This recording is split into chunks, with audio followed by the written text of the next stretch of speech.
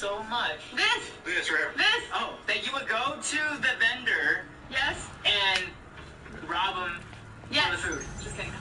No, I didn't. Because you're hurting the business. I wouldn't do that. I want them to succeed. Yeah. Right? That means it might be your last time to ever eat this. Right. Yeah. No, thank you. We're not robbing. I'll rob the enemy of the vendor. Yeah. That makes sense. That might be a smarter move. Yeah. But you're not getting the actual food that you like. Well, this guy who decided to rob a Roscoe's Chicken and Waffles, the one that's right down the street from us in Pasadena. Oh, it's right by my house. Right by your house? Now we know where Nick lives. Right next to Roscoe's. And I have a whole I used to live there. Now we know where Joe used to live. There's a KFC right next to it, too. And a Popeyes. And the Popeyes. The Pollo Unico. There's a lot of chicken in that area. Yes. Oh, yeah. I wonder why. A lot of competition. Chicken Street. Yeah, I wonder why there's so much chicken. Because they knew I was moving in there. Clearly only one of them is worth robbing because this man walked in without a face mask, first of all. He gets kicked out for not wearing a face mask. Alright? He leaves, comes back, not with a face mask, comes back with a gun. Oh, no. He said, give me that chicken and waffle. Quite literally. He's like, give me country boy. Put all the chicken in the bag. Just the chicken. What about the waffle? Sounds like a comedy movie. He left without any money. He left without money. He just went for the chicken. That's all he wanted. That does sound kind of blonde, though. I would be so pissed if I robbed them and it was toward the end of the day and it was under the heat lamp and it wasn't fresh chicken. Oh, it's got to be that juicy chicken. Yeah, Because that's true. Roscoe's, it sucks if it's not fresh chicken. Yeah, that's true. I've had fried chicken there before. Alright, here we go. Here's some news footage. Damn, that's crazy. Robert Gonzalez was in the kitchen when the suspect walked in. Comes straight towards me with a gun. Oh, shit. Oh, damn. Yeah, me and saying, Oh, shit, you cocked it. I think it was a high school guy. He didn't take it out. He took actually. You went to high school with them? And before he ran out, he walked out the door, he took syrup. He took syrup? If you're gonna rob a place and not get the syrup, He's like, he gets just the chicken. We don't got time for fucking waffles, man. It kind of sucks. Waffles are only good when they come out fresh anyway. he's like, pour the batter here. Give me the batter. You think he's there? On second thought, he went back. Let me get some fucking syrup. Hey, because the chicken with the syrup is You fucking need the delicious. syrup, dude. And the iced tea. He's like, I don't want white meat. Give me the dark meat. Give me the dark meat. What the fuck is this? The attention to detail, she was like, we had to do this, sir. Hey, what a good ad for Roscoe. I know, That's right? crazy. Shit's so good. You gotta rub it, my guy. You know what though? You gotta mix it with that hot sauce they have. Oh, yeah. And the honey. Yeah, you gotta mix it together. When's the last time you guys had Roscoe's? It's been an hour. I went. You wore masks. May. I went in May. That's pretty recent. That's really... They were open I haven't been there like a year. I haven't been there like No. I've only been twice. Really? You gotta go. Yeah. Let's go. But I don't like their waffles very much. They're so thin. But what about, have you ever taken a piece of the chicken where it's crispy skin, and then the chicken, and you make a little sandwich with the waffle, and you put the honey, and then the hot sauce, and you put it in mouth, and then you have the sweet tea, and you drink it. Sunrise. Oh. Get a sunrise. Okay, now that sounds good. But when I went, I had dried chicken, and the waffle was just like super flat. I didn't understand it. I do agree with you. To me, the chicken at Roscoe's isn't the best. I would say hop over to Popeyes, grab some chicken from Popeyes, get the waffle from Roscoe's. Bam! There you go. That's that fried chicken. I actually like their waffles more than their chicken. Me too. The waffle reminds. I don't want to sign another contract. I don't want a bigger bundle. What are these fees? Is there stuff really neat about it? It's time to cut the cord. Introducing T-Vision Live. Get live news and sports for just $40 a month.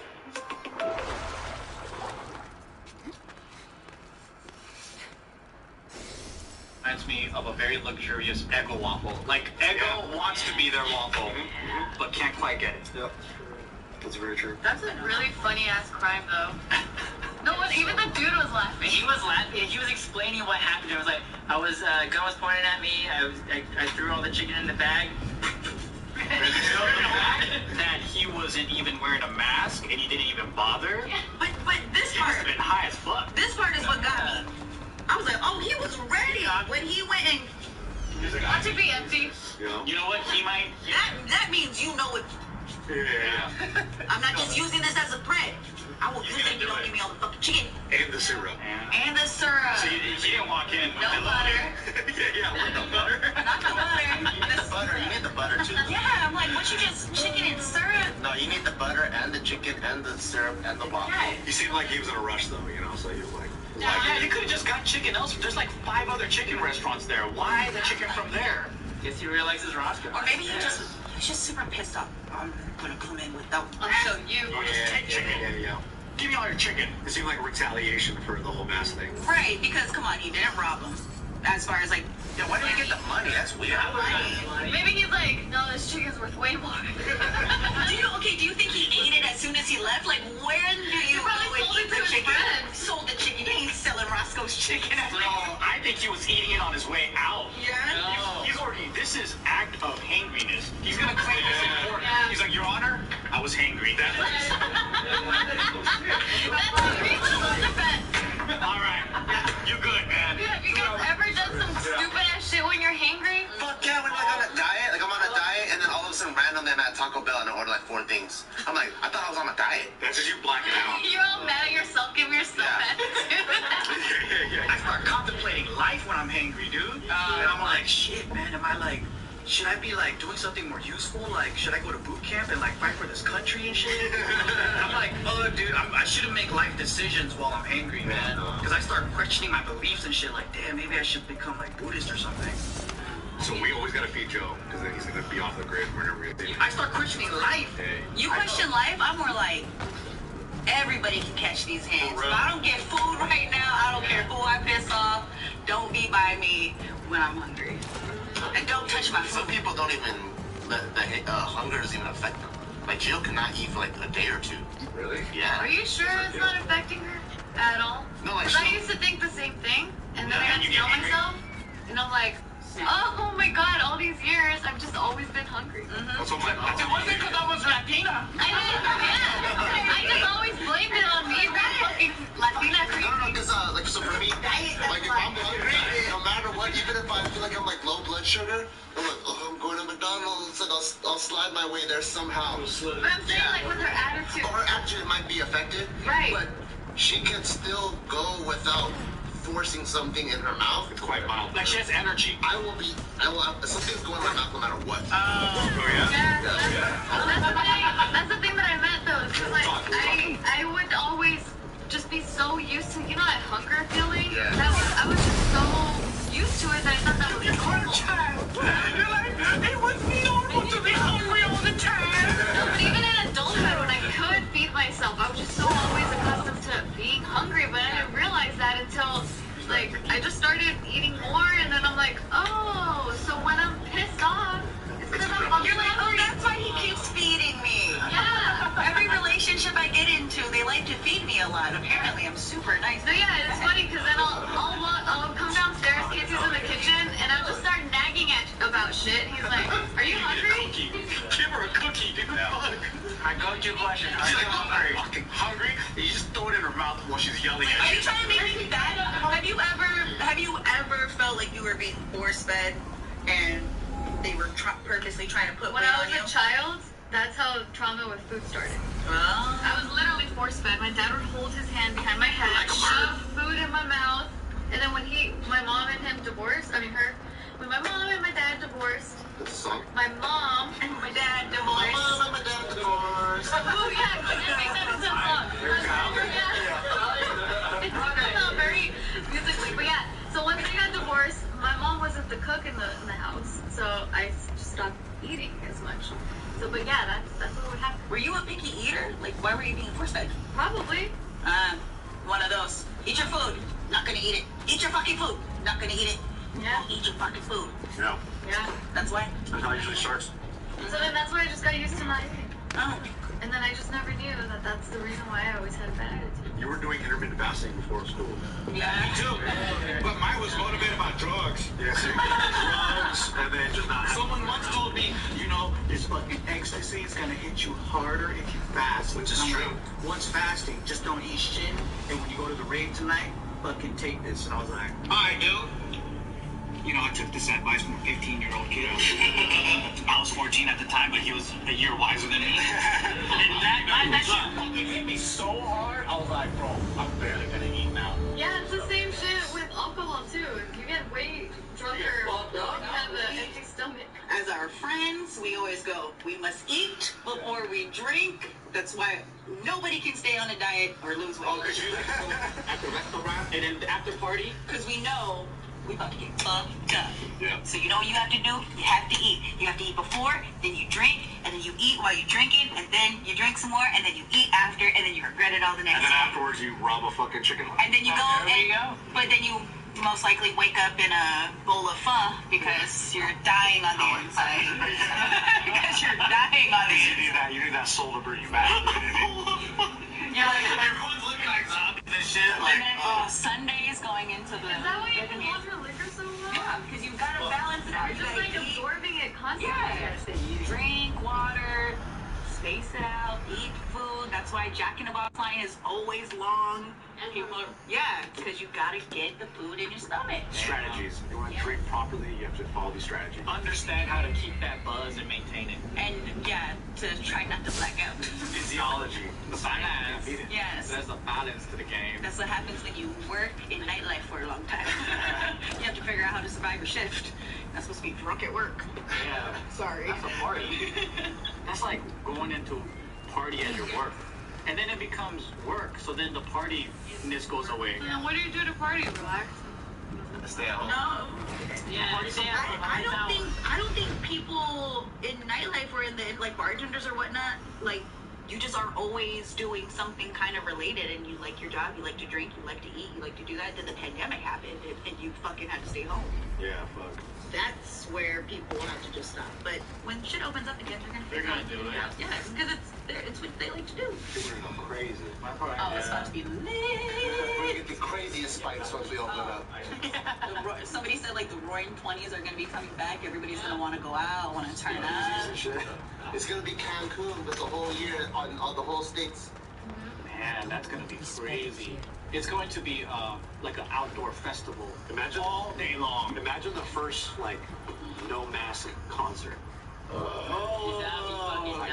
heard they're doing that in China already. We gotta go China. Yeah, remember that photo of the water park? After they got out of the lockdown, there was like a sea of people. Would you feel comfortable though being all up in that? Nope. No, I wouldn't go. COVID or not, I don't like being. Yeah, no, I'm good. Or like in the water? Ugh, that's human soup. The chlorine kills COVID though, so you're fine. Oh God, don't just go out after 10 p.m. No. You're good. No. Don't eat indoors.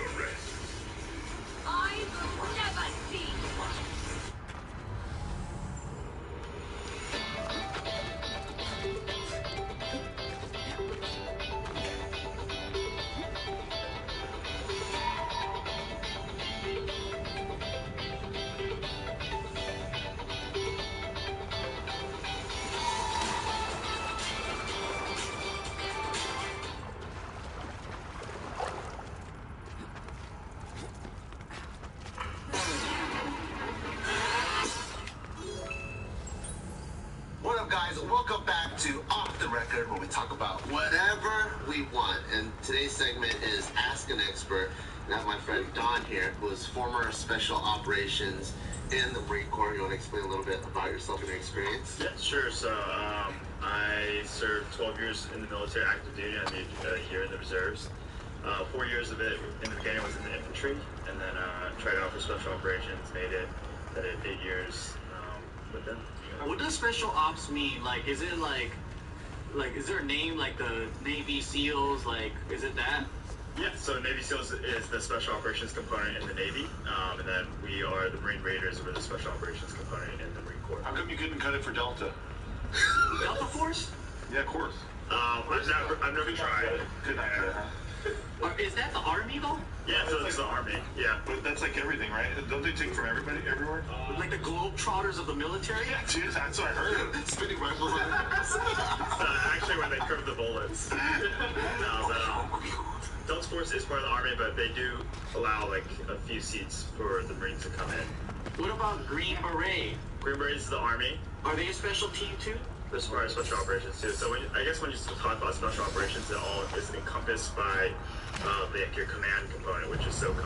So you have your regular military, and then all the specialized units work under SOCOM for operational. What are all the special operations for the military branches? So the Army has the Rangers that do like the light infantry work. They do a lot of direct action. That's like Black Hawk Down, right? Yeah, exactly.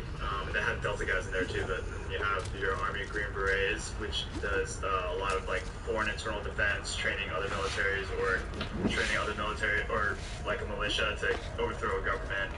And then you have their Delta Force, which is like the top tier direct action and all the other intelligence. That's the one he wishes he was in. He couldn't cut it. No, I really do. I really do. Yeah. That's like the elite. Is Delta Force the elite of the elite? Yeah. More than Navy SEAL?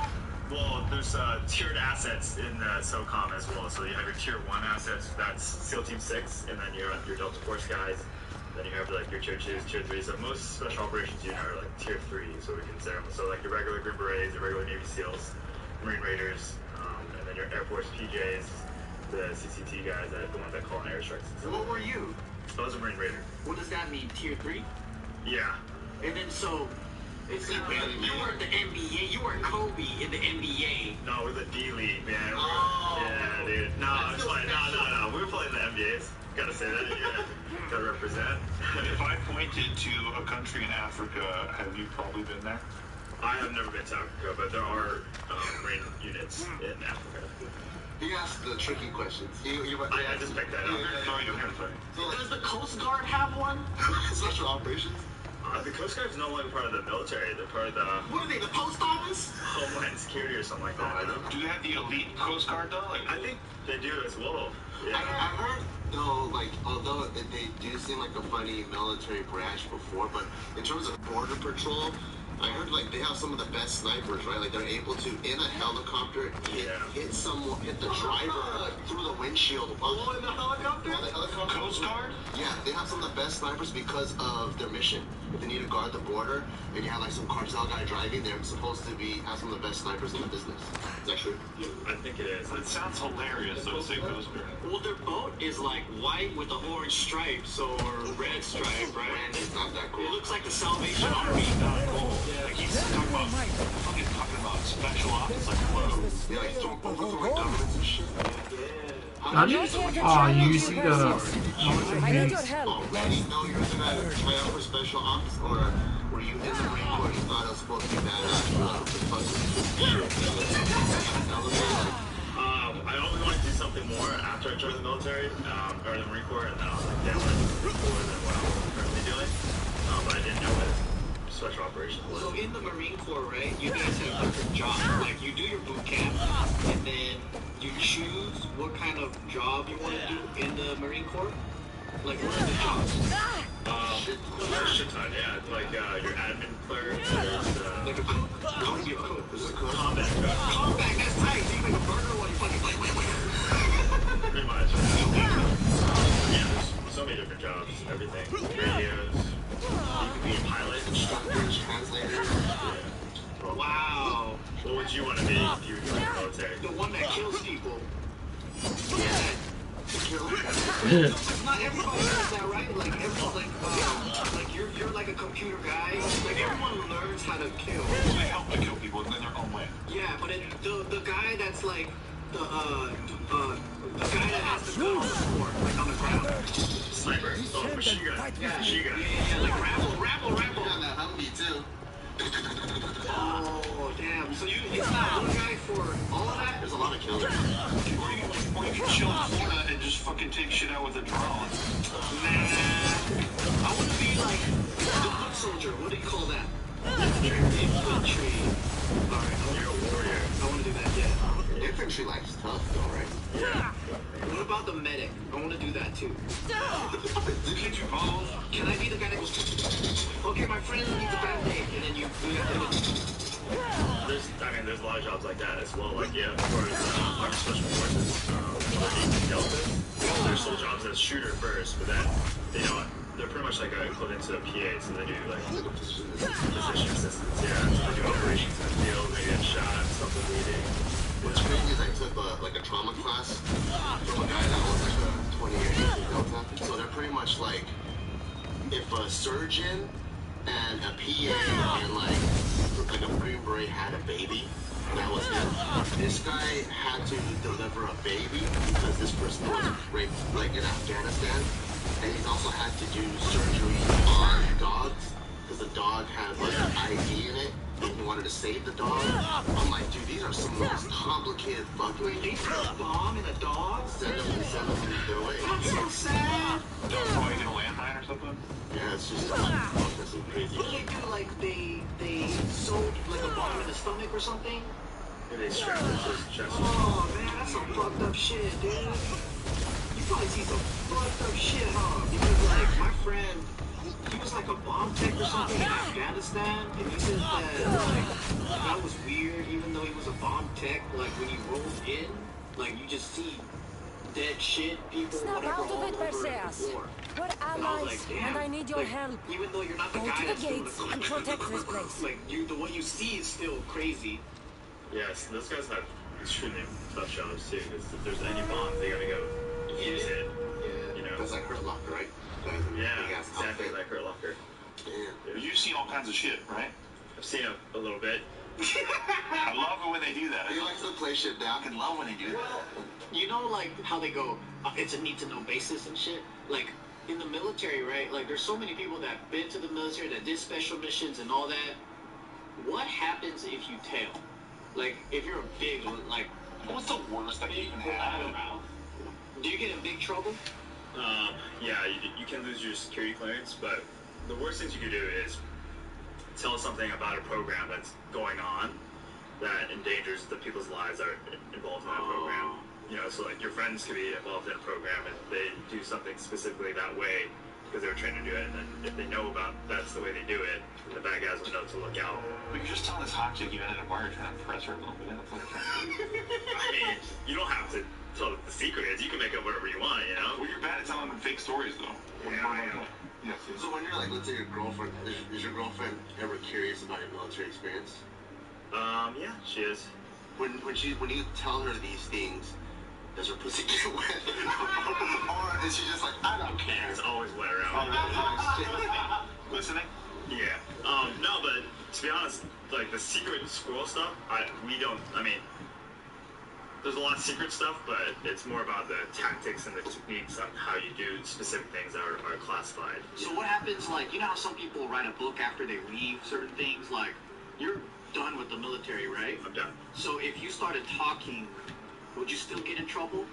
Yes. So certain programs have like expiration date, but most of it's like 50 years or something like that before it expires. What happens? You could go to jail? You could definitely go to jail. What? Do you ever answer certain questions with "that's classified"? You can talk around it. Yeah. If you talk about It's it. classified. But what if you don't say like, I gotta kill you if I told you? No, but guys that say like that, like, you know, they probably don't really know. Or Well, you met those guys, though. yeah, there's a lot of guys that do I have too. like fake valor or whatever. Yeah, we met one too. And then I was convinced, because I don't know shit about the military, and then my other buddy who's like an engineer in the army, he doesn't even like, he's not even an infantry guy, he shoots amazingly well and all this, and I'm like, hey, isn't it funny you guys are both in the military and you can't even shoot, and he's like, not even what you do, like a special guy, and then I was like roasting his ass, and later I found out it's because he wasn't military, he just lied. Oh damn. He was saying like he was some special unit guy, and I'm like, wow, tell me more. So special that they can't tell you, right? Basically, it was so special that like they didn't even, like, it's like MI7, you know? Yeah, I love it. Yeah, or like MI whatever. It's like, it's off the books. And I was like, damn, that's tight. Today's episode is brought to you by feels. Okay, so check this out. I had no idea I was living life with so much panic and anxiety. It's not always identifiable. Like, it's not easy when you're going through it, right? But I always, like, had trouble sleeping and all this stuff. Yeah. And I noticed it's usually because I'm doing, like, extreme sports or whatever, and I don't know how to, like, calm down at the end of the day. Adrenaline. Yeah, dude, and I'm just there in bed, and I'm like, man, I can't go to sleep. I'm counting jumps, like, I can't count sheep, man. I don't know what's happening to me. The cat off ready. Yeah, and then nothing works, absolutely nothing, until shout-outs to Fields for sending me their CBD, because I do have a nighttime routine now, and I've been using it for quite some time, and it's kind of like this whole chill-out routine where, like, yo, I'm gonna go and do snowboarding. I'm gonna do whatever. And at the end of the night, I take a few drops. I actually meditate. I relax. And then I have this unwind thing that I do. And now I sleep like a baby. Yeah, so Fields is actually really easy to take. You just put a few drops underneath your tongue, and it helps reduce stress, anxiety, and for you, sleeplessness. Mm-hmm. And what's really cool is, like, everyone's tolerance is different, right? So you can experiment if you really want to relax and chill, or just a little bit. It's all up to you. And what's really cool is that it's a membership, so once you sign up, it comes every single month. And also, if you're new to CBD, you don't know who to ask or whatever, what's really cool is they have real human support. You can be like, yo, I don't know nothing about this, but I need some help. So that's a pretty cool option they have. It is good to have support. So Fields has me feeling my best every single day, and it can help you too. I know it does for me. So become a member today by going to feels.com/offtherecord. You'll get 50% off your first order with free shipping. That's FEALS.com/offtherecord, and you get 50% automatically taken off your first order plus free shipping. Feels.com/offtherecord. Damn, dude. So what do you do when you find one of those guys that are like, nice, like a shit? I mean, a lot of people in the battery community would probably blow them up, but that's probably not necessary to really do all that. They'll probably go through some own struggles and just lying on shit to impress some people or impress themselves or some fake reality. But the veteran community is not very forgiving on that. Like, if I find out, they'll blast them. That's something that happened. Oh, yeah. Like a game? Dude, the stolen valor shit's pretty crazy. You mean blast as in like that, or do you mean like put them on blast? Put them on blast. Oh, okay. I was like, dang, I thought they were gonna kill them. Oh, it's been happening a lot in the special operations community. Like, a lot of people are claiming they've done something. These guys will go and find their DD2 or DD214 and then put it on Instagram. What does that mean, DD214? DD214 is like a document that you get when you get out of the military. It pretty much summarizes your military career, the awards you got, the schools you've been to, so it tells you your career. Like everything. So what if you never even went? You don't have one of those, right? Yeah, you don't right? But and if someone was to do this shit, it's kind of like, let's say they were like they went, but they weren't special ops, and maybe they were a cook at the army. That's the kind of stolen valor that exists. They are military, but they're lying about what branch or whatever. Yeah, so like for one example, I'm not gonna say that his name, he's probably had enough shit already, but he was a Navy CB, which is like a construction worker. They built a whole bunch of stuff, but he said he was a Navy EOD, like one of your friends. But on his record, all it says is he's only been through basic training, he's been through construction school or whatever it is. But on other podcasts where he would go on and he would talk about like getting shot in the back, blacking out, and just all kinds of stuff. Nailed it, maybe. Yeah, but I my welding machine. Oh, I was breaking. A Navy engineer. He was never like a SEAL. Yeah. What do you guys think of the Air Force? What do you think of the pussies? The best life. That's for sure. Yeah, my whole family in the Air Force. Well, except for my dad. He just told everyone, don't go in the fucking Marines, because you won't cut it. Because you won't cut it? You. No, not to me. I was to my dad, into my uncle. So it was just like, you don't want to do it. Your grandpa? Yeah. Oh, shit. Yeah, dude. It's a fucking real fucking deal, dude. He was some shit. Was pilot? He was, no, he was a mechanic, so he would help fix the plane and shit. You could be a lieutenant colonel as a plane fixer? Well, he probably wasn't the one actually fixing. Like command and all. Yeah, like command, yeah. It was pretty sick, though. So you should settle straight up.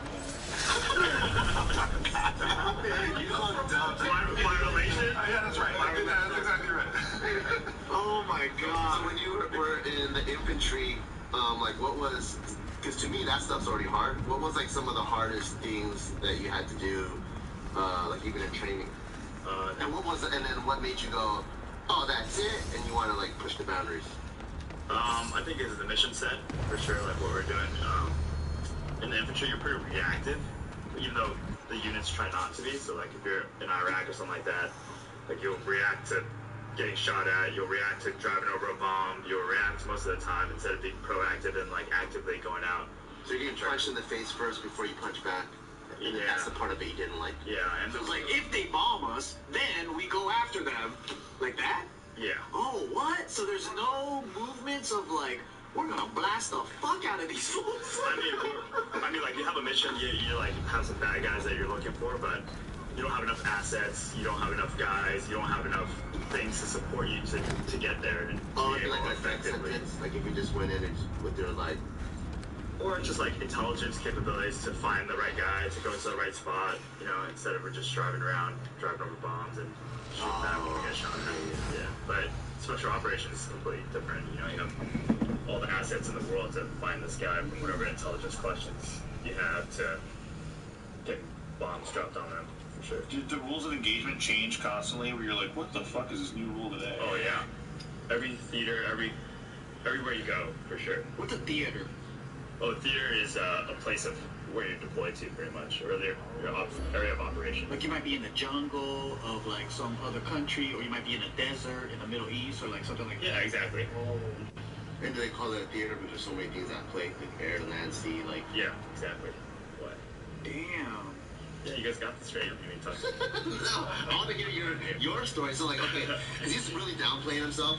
So you're infantry, and then how did you get into like the Marine combat water survival school, and you started teaching combat water, and then this one jumps out of airplanes and shit. You're just like a really humble guy. Doesn't really talk about it. Have you ever done a halo drop? I have not done a halo drop. Well, you guys were both in the Marines, right? So like, put it into normal person perspective. Like I'm gonna ask all like to me, military is military, right? But obviously there's like such a huge difference within the military of what you guys do because it's its own like campus basically, right? Like so like what you did, and then you look up to him and you're just like, oh my god, you did that. Like what does that? What? How can you like compare that to the rest of us? So even with like the Marine Corps water combat survival, right? Like he would be like every year you have to do annual swim test, physical fitness test, shooting, whatever, that kind of stuff. He's the guy that would run the courses for like in the water. You know, like all the times we go to Hawaii and always drown David in the pool, like check this shit out. It's because I've got it done for people like him. Okay. Right? So you try to get class 4, class 3, class 2, class 1, or what's above that? I don't even know anymore. I think it changed. Did it? Yeah. But there's like different classes, and depending on how well you swim, it opens up doors for other things. Right? Like to go to jump school, like you have to have, was this one class 1 or above or something? I think so. It's been a long time, yeah. So yeah, but yes. So it's pretty much like you're building up your resume in the military, and then as you build it up, you can open up more doors to do more shit, right? And then so for him, even for like that kind of stuff, I saw what this school, like one of the things you have to do is swim. It was like 50 meters or 100 meters underwater. 50. 50. So even that shit's tough. We have to swim the long way up the pool or the short way back and forth underneath water with just one breath. So like stuff like that, like how was that like, and what made you want to go into that, and was there ever a point where you like, wanted to quit and not finish the school? For the water school? Yeah. Yeah, I hated the water for a little bit. You're such a good ass swimmer. You taught me how to swim. I mean now, but Were you a good swimmer before this? I worked at the pool before I went to that course, so I had some time to train. Yeah. But before that, I just swam whatever program the Marine Corps puts us through, and then before that, my mom, like when I was a child, my mom put me through some classes so I wouldn't drown, pretty much. But yeah, that was it. Is there a special ops version of Hell Week or like the training? Like for buds, right? Like that's for the Navy thing now. For regular military, you have boot camp, and then you go into your job school. whatever that is, but we call it MOS, so military occupational skill. So whatever you choose after boot camp, supply, infantry, whatever, you go to that specific training, and then you start working in the military, right? Fine on And then once you want to specialize, is there another boot camp? Not another boot camp, but a whole bunch of if you go to the gates and Mars Survival protect School the is one. If you want to be a sniper, that's another school. If you want to do other jobs, there's a whole, I mean, all the other jobs are out there as well. But for special operations, in the Marine Corps, you got to go through selection period. So they send you to, now it's like 6 weeks long, they send you to North Carolina, and you go through a portion there, and then you go to another location, and then they do some training there and test you pretty much. Like fucking Top Gun shit. So like, No, more like G.I. Jane. G.I. Jane shit. It's like an auditioning process, almost. So it's like an auditioning process to even see if you qualify for this. That's correct. And is that part fucking hard? It's pretty hard, yeah. What's like some hard shit? Yeah, what are they getting you? A lot of it is a lot of land navigation, so ours and Army Special Operations. One is pretty structured the same, so a lot of land navigation. You're walking everywhere with a 45-pound a lot of team events. How many miles a day you can cover? Shit ton. Probably more than 20. every day? Oh, shit. That's how lost you get, though. So it's really opposite. Oh, so if you're good and you're not lost, Probably not 20 every day. If you're bad directions, though, you're probably pretty fun. probably 40, man. Yeah, you probably This would make it. place needs a king. So you know how, like in college, right? Go to the gates and You have an protect the idea people the way of where you you do want to best. go, what you want to major in, and then like you have a job fair, and then there's recruiters like, you want to join us? Like, is there something like that in the military where you're like, I kind of want to do Delta Force, but I'm kind of on the fence between SEAL and whatever? Like, do you know of these jobs before you go toward your direction?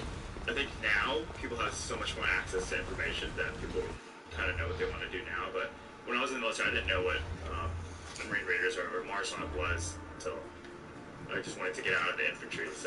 So for you, it was like, what's the next shit? And they're like, Raiders. All right, fuck it. That's what I'm gonna do. Yeah. Oh, so or now with all the information, with the Green Berets and all this information out online, people have options. But the military didn't tell you, like, this is where you can go. This is where the next level is. They definitely did. And a lot of the Marine units back then were like, always like, oh, we have you and you're a good dude. They want to keep you, right? Because it's going to help them out to do their mission instead of pushing you up. Kind of hold you back. They'd rather have you on their team. That's what happened to me as a busboy. They don't want you to go there. He's too good. We can't waste another good one. And then it took me forever to be a waiter. So when you went to the Marines, were you guys there at the same time or like? No, but There was some overlap, right? I got out in 09. Oh, yeah, I went in 06. Okay. Yeah. So you could have been. Maybe. So I went in 03, and at that time, like, so how it works, it's like whatever positions are missing in the Marine Corps, they'll send those jobs out, like, to the recruiters, and then those recruiters will get those jobs tied out to, like, your ship out date. And so when you're like dumb like me, and I just knew I wanted to be a Marine. I didn't know anything about Marine Corps. They go, when do you want to go to boot camp? And I'm like, August. Or they go, well, here's your 4 jobs you could choose from. Not knowing I could have waited a month and get another job, or it's just like they don't tell you shit. They don't tell you anything. What job did you have? I was a supply admin for this unit. Like a pretty cool unit. I'll do that. And because then the one before that was like a field radio operator. And then I've seen enough movies where it's like the guy knows his job. Nobody answers. Nobody ever answers. I'm cool with that. And I think the one after that was motor T, which you just work on cars. So I was like, I guess I'll just choose that one then.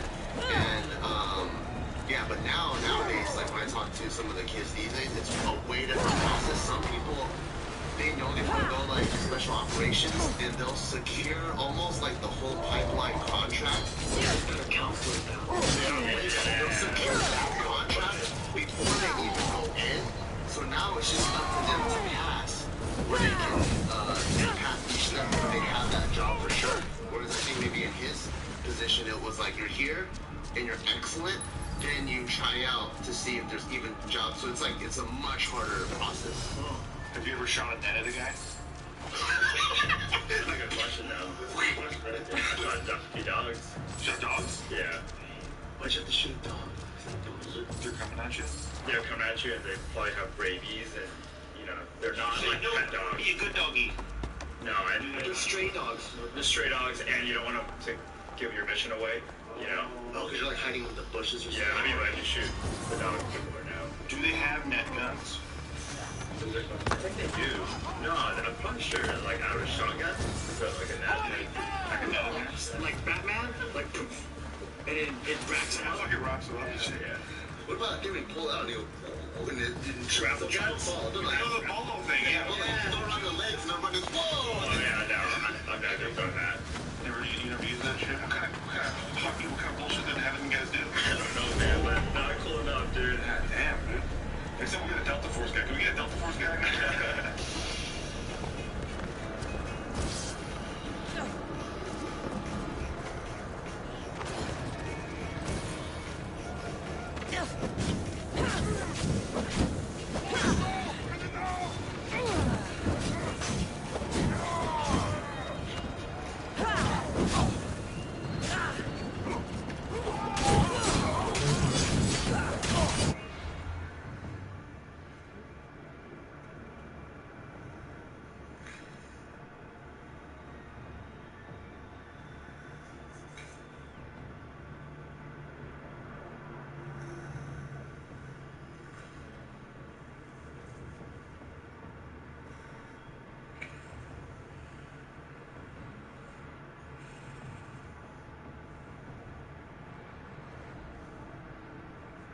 Bitcoin, the best money we've ever had. With a different kind of money comes a different kind of card. Crypto.com Visa card, powered by crypto. Reserve yours now.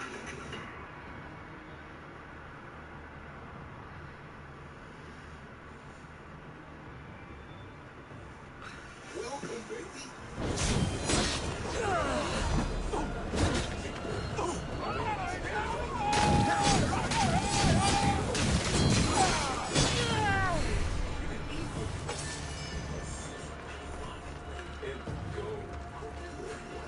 That's where we come in.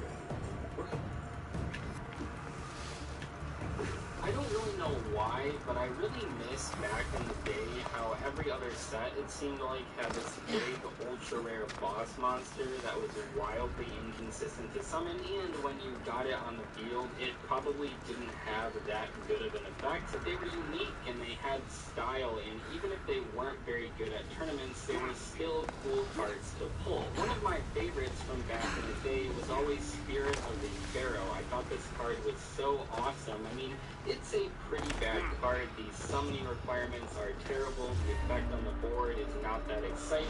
But this card to me was so awesome back in the day, and I wanted to talk about it in this episode of Why No Number. As always, because this is a Why No Number video, either to comment below if you ask me about this card, Spirit of the Pharaoh, or if you've never heard about it, let me know that as well. Oh, and of course, if you guys enjoyed today's video, make sure to subscribe for more discussions. Spirit of the Pharaoh and the cards that you would use to summon it were released in Ancient Sanctuary back in 2004, so these cards are pretty old school, and I would not be surprised if a lot of you guys watching this video have never heard of these cards and how old they are.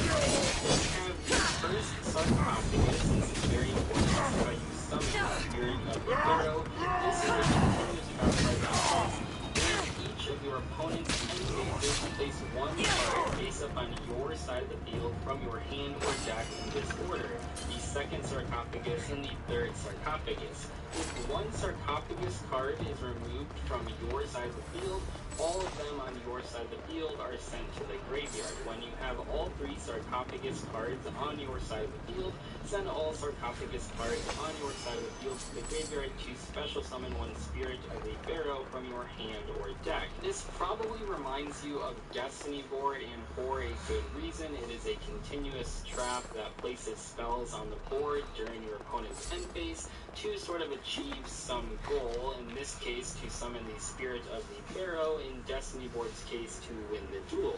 Now there are some differences here, mainly the first sarcophagus triggers 2 turns earlier because you are only placing the second and third sarcophagus instead of 4 or 1. No! Out! Out! It's smart, it's adaptable. The future of storage is here with up to 7 times more performance. Others with Destiny board, but obviously the payoff is not quite the same. With Destiny board, you are winning the duel, which is a pretty big effect, where with the first sarcophagus, you are only summoning 1 monster. Now perhaps Spirit of the Pharaoh doesn't have to be a game-winning card, because you are waiting 2 less turns, and one of the biggest drawbacks of Destiny board is how long it takes to actually win the duel with it. Before we see the Spirit of the Pharaoh, let's take a look at second and third sarcophagus. So, just like in the case of Destiny board or letters, these cards don't actually do anything. They are simply continuous spells that only exist to be placed on the board with the first sarcophagus. Spirit of the Pharaoh is the big payoff for this deck. Let's take a look at how good or bad this card really is. So, Spirit of the Pharaoh is a level 6 light zombie effect monster with 2,500 attack and 2,000 defense. It says this card cannot be normal summoned or set. This card cannot be special summoned except by the effect of the first sarcophagus. When this card is special summoned, you can special summon up to 4 level 2 or lower zombie type normal monsters from your graveyard. Nowadays, we do actually have more ways to use 4 level 2 or lower zombie type normal monsters. You could use them for synchro summons or rank 2 exceed summons or link summons or whatever, but back in 2004, there was not a lot that you could actually do with those cards that you summon. And that's not even mentioning that you do have to summon them from the graveyard, which means you have to get them in there in the first place. That means that in your early turns, you are not only sitting there waiting around for the first sarcophagus to actually summon Spirit of the Pharaoh, but you are also desperately trying to send as many level 2 or lower zombie type normal monsters as you can to your graveyard. Now before this set, we already had several level 2 or lower zombie type normal monsters, but in Ancient Sanctuary, they did release 2 more, and at the time, these were the ones that had the highest attack points. So you had Pharaoh's Servant and Pharaonic Protector, 2 level 2 zombie monsters with 900 attack and 0 defense. Now, in theory, in the best case scenario, where you are able to not only summon Spirit of the Pharaoh with no issues, but also you are able to revive 4 monsters. My dad was a Vietnamese refugee who dreamed big, made deals, and nobody expected him. I am fortunate to have a successful father. With 900 attack, you would then have 6,100 damage on the board. That number is not super impressive, and keep in mind that back in 2004, if you were able to pull that off, that would take up all of your monster card zones, which meant that the only way you could really put more damage on the board is if you were able to tribute summon a monster using one of the revived zombies, which maybe in that case you would actually have an OTK, but still, it would have been an OTK that took a ridiculous amount of setup. Admittedly, 1 year later, Spirit of the Pharaoh would get a little bit better with the release of Clown Zombie. Clown Zombie is a level 2 dark zombie normal monster with 1350 attack and 0 defense. So if you were able to summon Spirit of the Pharaoh and revive 3 copies of Clown Zombie and 1 copy of either of those 2 previous monsters, you would have 7,450 damage, which is better. You know, that is a significant step up, but it's not quite enough for an OTK, even on an open field. And that is a pretty big problem, because that means not only do you have to resolve the sarcophagus cards, not only do you have to put all these zombies in your graveyard, but also you have to have cards that can deal with whatever your opponent is doing during that time when you are setting up for your big combo. Now keep in mind, back in 2004 and 2005, while Yu-Gi-Oh! Was not nearly as fast as it is today, this was way too slow and honestly way too inconsistent for that time period. If you compare a Spirit of the Pharaoh deck in 2005 to like Load Control, for example, you are playing so many terrible cards in your Spirit of the Pharaoh deck compared to what the meta was back in the day. So why don't people remember Spirit of the Pharaoh? Every time I make one of these videos in this series, I always see comments that are like, oh, it's pretty obvious why people don't remember them, it's because they're bad.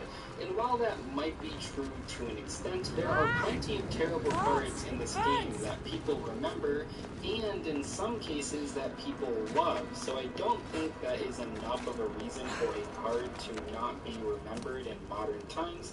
I think the biggest issue with Spirit of the Pharaoh is that it's kind of a less exciting, less iconic version of Destiny Board, a card that was released 1 year prior.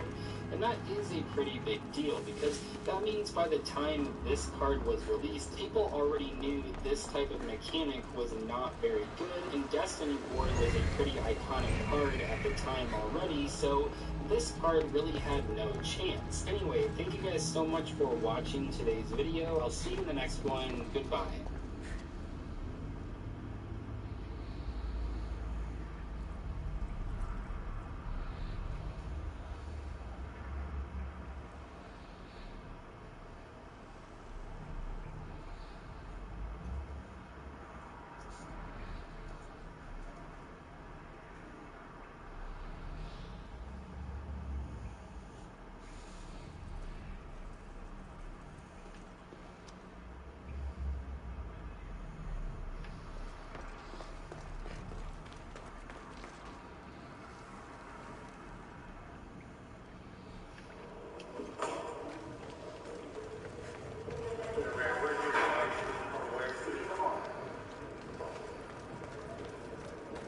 Oh, nothing, just a juror hashing out a strategy together with the defense team behind closed doors.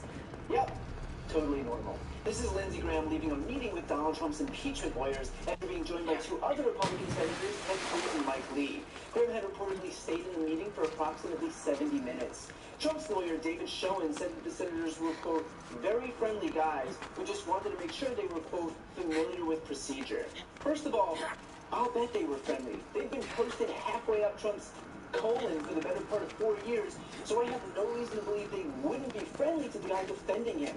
And second of all, these senators acting as jurors were trying to get familiar with procedure in a closed-door meeting with the defense team? Is that how it works?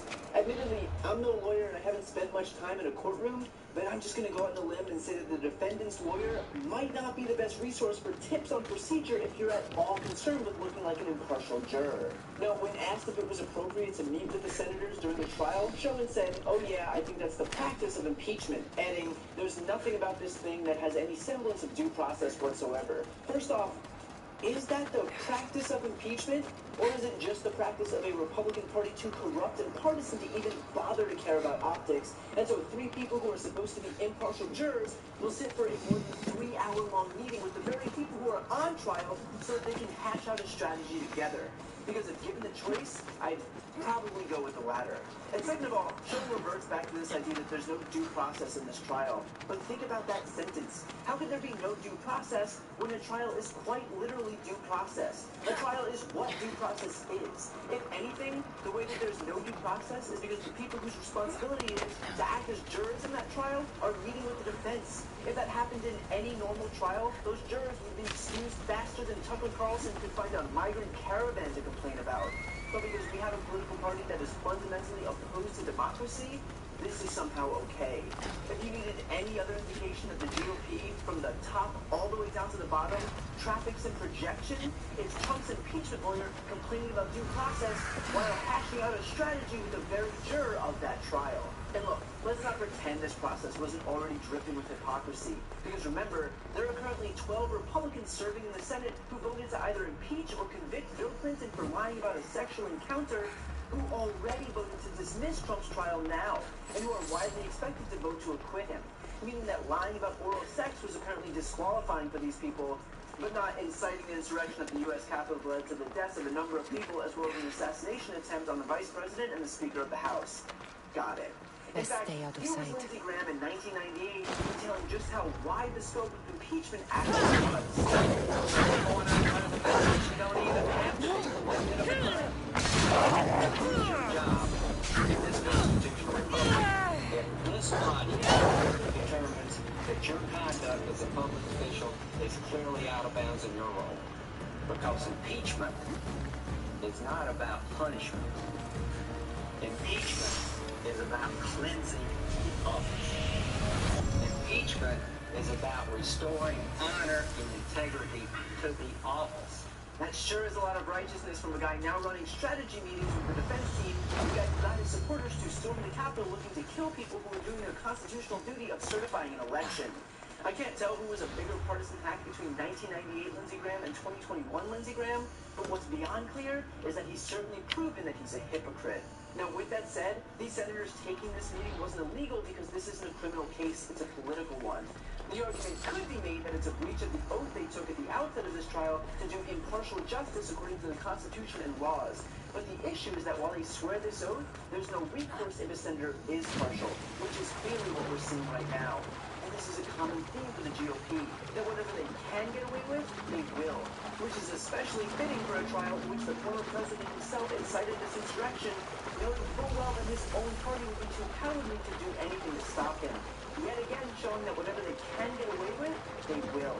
But while the outcome of all this may be predictable, it's not just Donald Trump who's on trial here. It's every senator whose legacy will be inextricably linked to how he or she dealt with the seditious president refusing to abide by the peaceful transition of power, and instead trying to anoint himself the winner of an election. A vote to acquit will stain their reputation forever and render them just as guilty as Donald Trump, if not in this trial, then in the history books. While you're here, please check out my podcast, No Lie with Brian Tyler Cohen. I take a deep dive into the top stories of the week, and I also interview major players.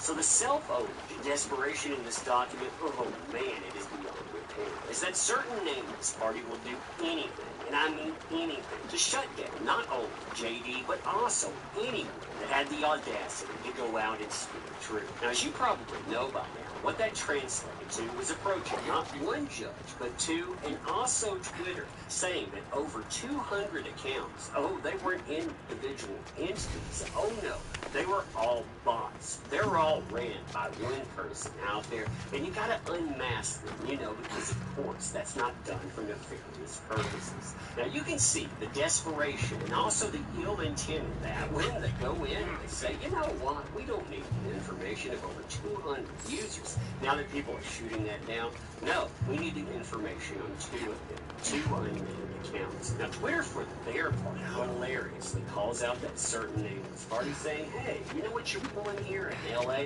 This stuff, it's already been decided on before in this same case in Virginia. What exactly do you think you're doing?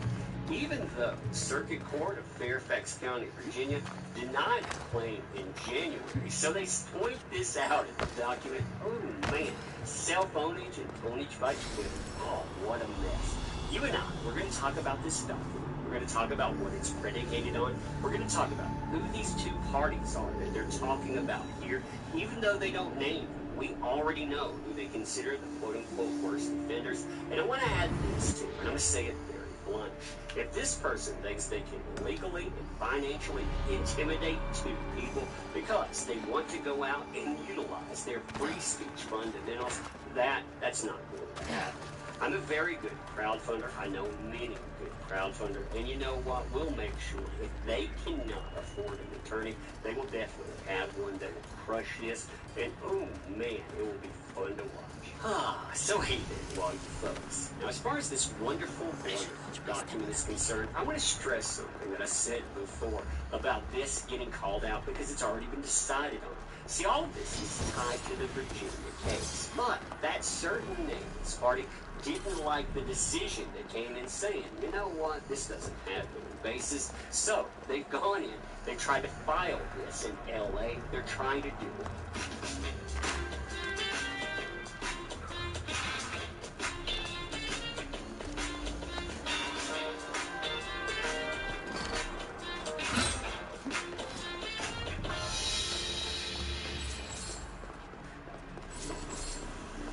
Settle for good enough here.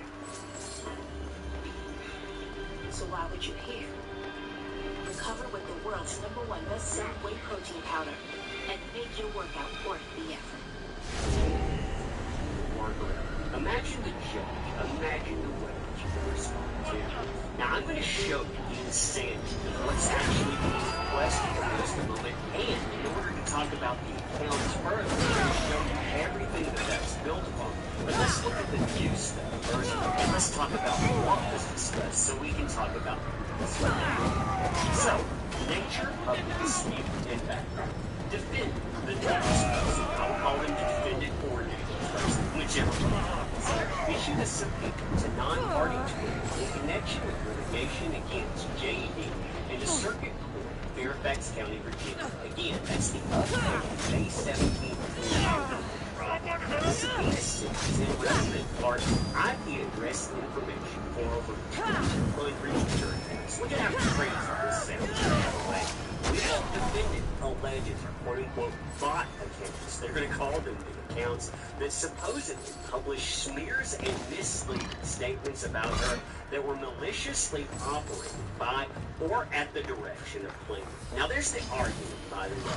They're either operated directly by JD or they're at the direction of JD, pretty much saying they're at the direction of Adam Walton. He's the one pulling all the strings. He's the puppet. Now you'll notice a date, January 28, 2021, leading up to that day, you had Twitter actually answer subpoenas for those 200 accounts in a really well-reasoned way. They said there are multiple reasons we can't turn this over to you. Therefore, the judge, though, comes back and says, hey, why don't you folks work that out? And they boil down there are multiple reasons to win. Hey, judge, if you say that this isn't a free speech violation, then we can turn that stuff over. You have back and forth with Sue and Webb. This is where we play. During the January 28, 2021 informal discovery conference, defendant's counsel stated that he would merit the subpoena to seek IP address information only for the two Twitter accounts that the counsel. Now that's interesting, isn't it? How can you have worse offenders if you have one person going out the streets? This basically tells me that there are individual differences between accounts, therefore there must be individuals at the helm. I mean, that would make sense, right? Otherwise, you would have all of these accounts pretty much performing flattering, but hey, Twitter. The court agreed. This is the worst thing that I heard about that. The court agreed. Now, what's funny there is the only way that they could get the court to agree is to whittle down hundreds of people. Because, you know, this whole idea is beyond absurd. It's beyond flattering. And still, they add a caveat to that. But required defendant to submit evidence of defamatory statements posted on Twitter by those two accounts. The court also disagreed with defendant's representation that the subpoena does not seek identifying information because IP addresses can be used to unmask anonymous speakers. So they're saying, they're telling you, number one, hey, you need to prove what you're saying, and we disagree with you. You're saying that you're not going to use this in a negative way. You're just going to find out whether that's JD or his associates. Oh no, what you're trying to do here, you're trying to bully and intimidate. You're trying to unmask anonymous speakers. That thing there, that should tick people off, and it should tick people off to the nth degree. See, if you look at that subpoena, it's not just asking for your IP address. I mean, that's bad enough. It's asking for any and all IP addresses from which the account has ever logged in. AKA, you went to your relative's house for Christmas. You utilized Twitter. Well, they want to know where your relatives are. They want to know if you've ever logged in at work. Basically, it doesn't just unmask everything about you. It unmasks other people around you, too. And this, it's not just a violation. It's a violation and then some. So you go beyond that as well. They want to know account details. If you've ever been suspended, how many messages have been suspended? For each message that was deleted, what was the reason for that? And they want to know if you've ever been rate limited. Basically, they want to be able to go in. They want to be able to defame you if they can't call you a bot. Yes, very much. They want to put that bullseye on anyone that has had the audacity to speak up. This is terrible violation of any free speech fundamental, and this, it should not be allowed to stand. Now, from Twitter's perspective, all of this is laughable. And you know what? From a court perspective, it probably is too. After all, we have seen Virginia sound off on this before. But hey, you know, we're going to have yet another attempt to go out and unmask. And this is what they have to say here. Defendant's supplemental status report, it does not appear to identify sufficient evidence of defamation. It doesn't show any evidence of defamation, in fact. And from Twitter's perspective, if defendant intends to pursue the subpoena further, she must obtain a court order confirming that her request satisfies the First Amendment. That's going to be a very slippery slope, by the way. You're going to have to go in. You're going to have to find things that you can prove are defamation. That doesn't mean it went out and hurt your feelings. It has to meet certain narrow confines, and good luck with that. I mean, that's going to be very difficult. After all, if you look at governing law, to unmask an anonymous speaker online, the First Amendment of the U.S. Constitution and the California Constitution require a litigant to establish a prima facie cause of action and to attempt to notify the speaker. That hasn't happened at all, either one of those. Moreover, the California constitutional right to privacy requires a showing that there's compelling need for the discovery that outweighs the privacy rights of the speaker. Hey, that's going to be interesting to try to prove too. I mean, what exactly was that built on? So the argument here, what they try to produce, this shows you this is all about getting their feet twisted. It's unclear to a Twitter whether defendants' new evidence establishes a prima facie cause of action. Several of the quoted statements appear to be neutral statements or opinion. They include language such as, "I'm so proud of Depp fans," or refer to defendant, a movie star, a public figure, that's what you're talking about, as a quote-unquote nobody. Even tweets that appear ambiguous may be statements of opinion. Given the nature of the underlying litigation, the fact that allegations in the litigation are newsworthy and hotly debated by fans and parties, as plaintiffs and defendants counsel attest to at the previous IDC, and the party's celebrity status. More, almost all of the identified statements are retweets, so they're trying to nail you on retweets, dissemination of other accounts' tweets, and the act of retweeting could be expressing an opinion about the retweeted statement.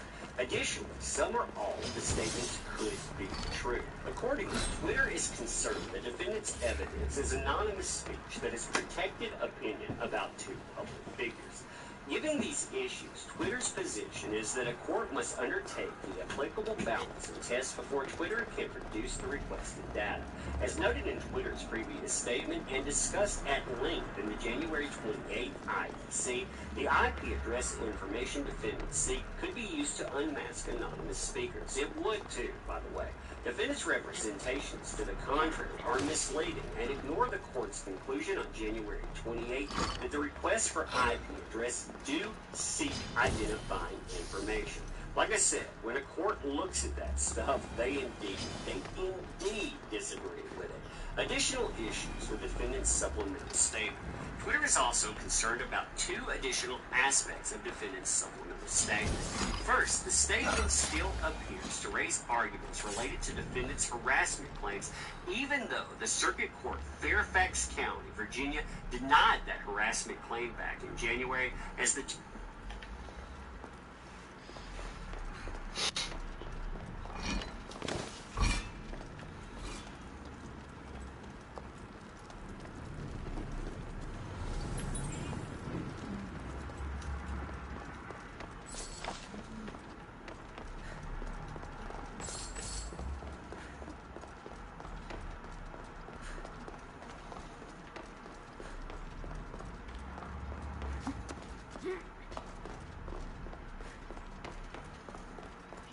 threats continue for some of the MAGA insurrectionists who stormed the Capitol on January 6th. Now, I've already told you about Jacob Chansley, or the Q shaman, as he's more well known. Also feeling some regrets, and now is going to testify or wanting to testify against Donald Trump. We have another one. This is indicted MAGA rioter Jenna Ryan, who is now admitting that former President Donald Trump lied to her about the 2020 election being wrong. Oh, he lied. He didn't stay. Tell me all about it. Alright, so let me go to an interview that she had with the Washington Post. In it, Ryan expressed regret for her actions and said that she was duped into believing something that wasn't true. In her words, quote, I bought into a lie, and the lie is the lie, and it's embarrassing. I regret everything. You know, you love to see it. You love to see the regret. You love to see the realization on their faces where it's like, oh, well, you mean that whole thing was a lie? Well, what else are you gonna, say that you were that was a lie? You mean Hillary Clinton doesn't eat babies? Oh my God! Who would have known? Who would have known? Okay. So now, earlier today, this kind of coincides. This story, interestingly enough, the Washington Post put out a piece saying a lot of the MAGA, insurrectionists were having money troubles. So I think that's BS. I think that, a lot of these people flew in. Janet herself flew out in a private jet.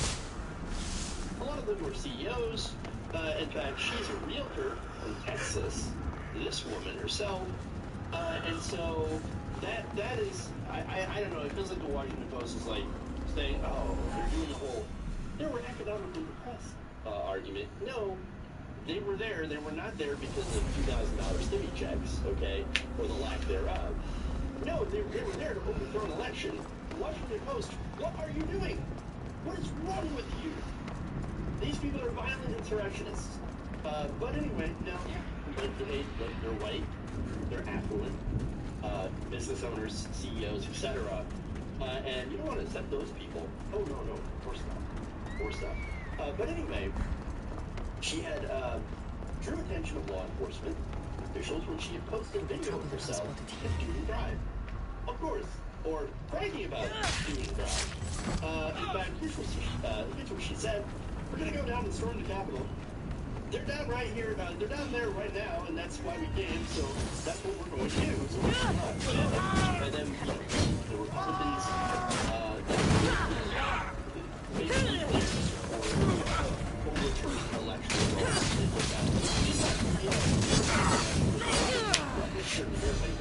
certifying the election results on January 6th for Joe Biden.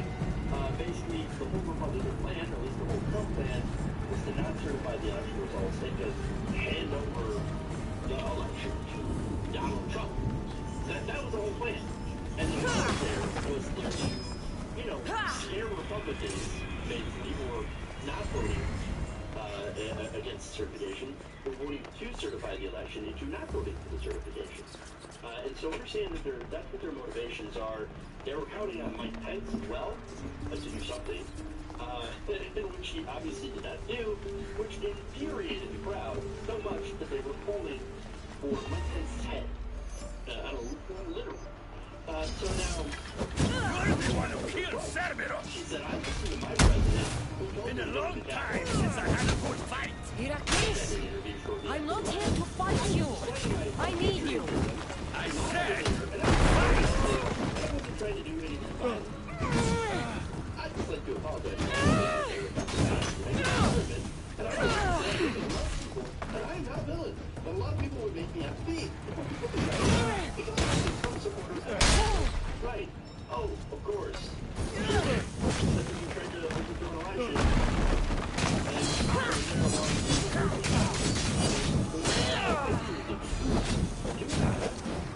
In fact, January 6th, one Ryan was himself at the Capitol building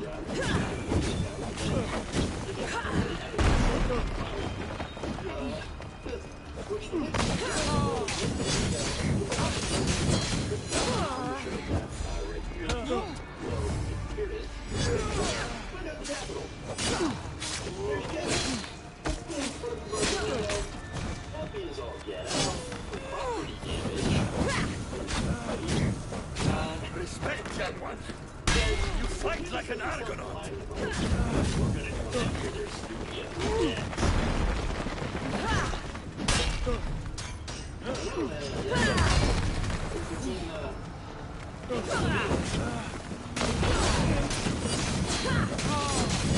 Exactly right about you. Right. But of course, a lot of these insurrectionists, right? They're saying that, oh man, we're sorry, dog. We feel bad. We feel really bad about it. Because we can't honestly caught in the insurrection dog. Sorry about that. Let's just forget about it. Let it go. Let go. We didn't drive. We believe conservative media was representing us. They were giving us this information when we just swallowed it all. We just ate it and then we just went back and tried to put people in harm's way. Police officers and all that stuff.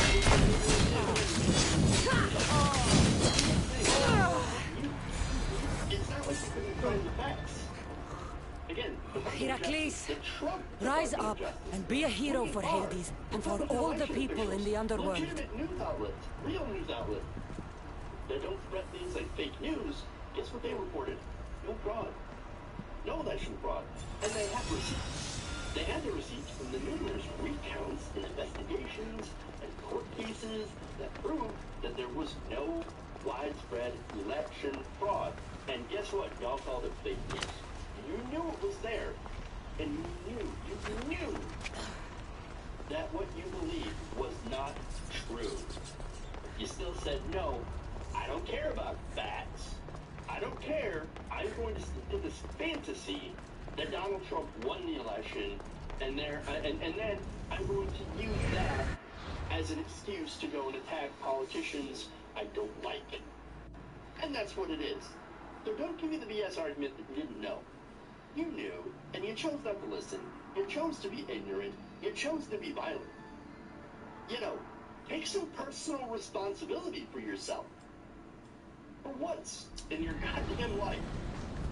As supporters, I have no sympathy, as you can tell. And by the way, before she admitted that she had listened to the lie, she was also begging Donald Trump for a pardon while he was still president. In fact, here's what she said. I think we all deserve a pardon. I'm facing a prison sentence. Oh my God. I know a white affluent woman facing prison. Oh my God, no! It ain't so. Here's what she said. I think you do not deserve that. And from what I understand, every person is going to be arrested that was there. Yeah, that's right. It should be. So I think everyone deserves a pardon. So I would ask the President of the United States to give me a pardon. You don't deserve a pardon. You didn't. And of course you're not going to get one. And that's what happened. You didn't get one. Instead, what did Donald Trump do? Well, Donald Trump pardoned Steve Bannon. The dude who literally stole his supporters' money to line his own pockets while, pretending and saying, oh, don't worry, I'm going to build a racist border wall. Instead, they used it to buy their own stuff. Line their own pockets, buy, boats and cars and all that stuff. But you know what? Look, I understand what you do. Of course. You allow your hatred of immigrants, liberals, and America to blind you to a man who only used you to try to get ahead for himself. And that's it. Even with all the facts in the world, you still made the decision to follow that person, to be violent on behalf of that person, not even to fight for a real just cause, right? No, because you were salty that your dude lost an election. That was it. That's all it was. How sad and absolutely pathetic is this? But again, she's right. She was duped. She was a mark. She was a sucker, like all of Donald Trump's fans. Because Trump attracts two different types of people, okay? Those who want to use others, and those who are okay with being used. I mean, that's what it is. So again, being the sucker, I don't feel bad for you. Because we were here the whole time.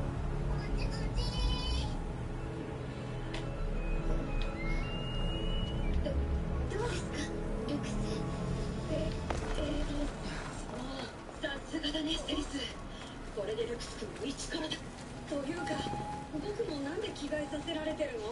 いいさ、よくおないです。いいです、そんな。全流戦の前に遊んでいて、騎士団長として示しがつかない。Telling you what the facts really are, exactly who this guy really is. And every time you come up and say, fake news, more fake news, you're lying, live card, you're terrible. When we told you, and now, guess what? You F around, you find out. And I get the feeling, by the way, that you and the rest of you, that everyone like you right now, only feels bad because you got caught. And I worry that you are not going to get what is coming to you. That you are going to get treated, you know, way better than anyone else in the system because of who and what you are. White, conservative, affluent Republicans. This year, they're coming for blood.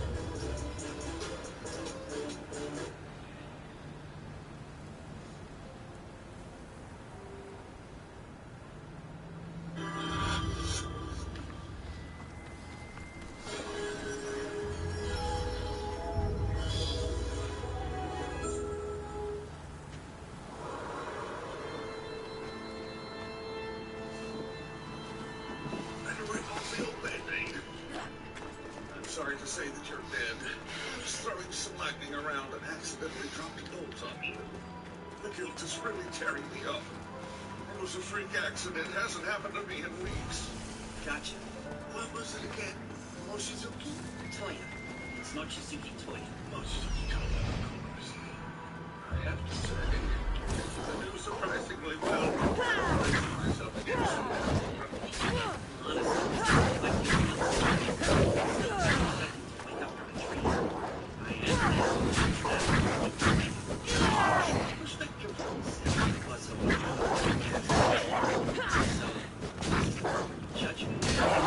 Resurrected you. Yes, but I'm not allowed. The air won't choke you. That was the key. Sounds good to me. It does? It looks to me like you're doing all you can. I'm just glad I get to live again at all. Granddad always said to be forgiving of others' mistakes. I wonder if he's seeing this. You've a very kind heart. Tell me, is there anything else I can do to make up for all the trouble? Anything? Anything you'd like in your next life? Well, it should make it possible for me to keep on using this guy. Your smartphone? That's kind of a dumb idea, isn't it? I have no way to keep it charged there. Actually, that won't be a problem. You should be able to recharge the battery with magic. Say what? You mean you're sending me to a world that has actual magic? Oh, yeah, it's got fireballs, lizard, the works. Steal a boat. Take some milk. Smartphone for my world. You'll be able to watch or read anything you'd like, though. Also, I'll set things up so you can call me if ever you need to. I understand. Let's go with that.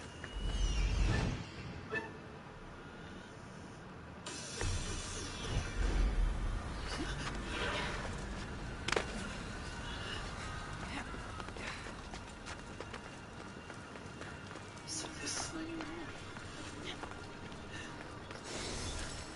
Guess I'll follow this road. It should lead to something eventually.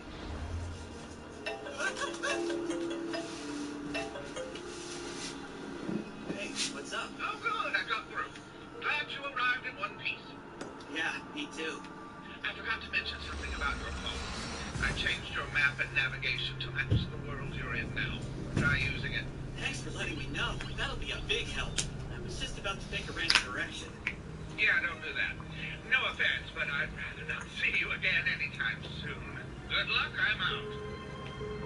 I really have heading west.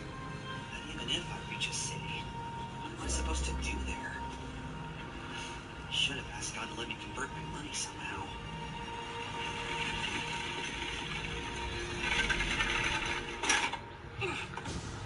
Hey, you there! Hi, how's it going? Hey, you speak the same language. That's cool. Wherever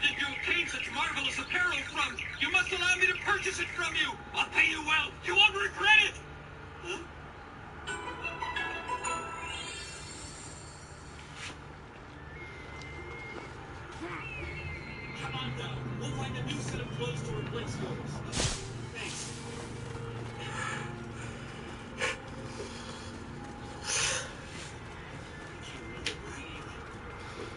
Sir, it's nice to see you again. Get my friend fitted here for a new outfit, will you? Something else. Who is this? Hey, kid! I'll pay you double if you summon. Well, if you find any other clothes like those, stop by again, please. Sure. By the way, this town couldn't happen to have an inn with rooms for rent, would it? I was hoping to find a place to rest for the night before it gets dark. I know just the place. Walk down till you reach the town square and take a right at the main road. There's a fine inn called the Silver Moon. You can't miss it. I should say it even if I don't want to fight.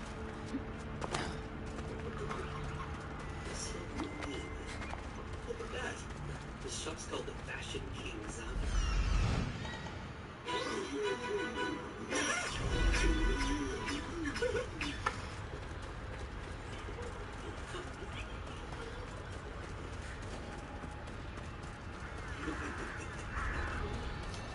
That was if the goods were in better shape.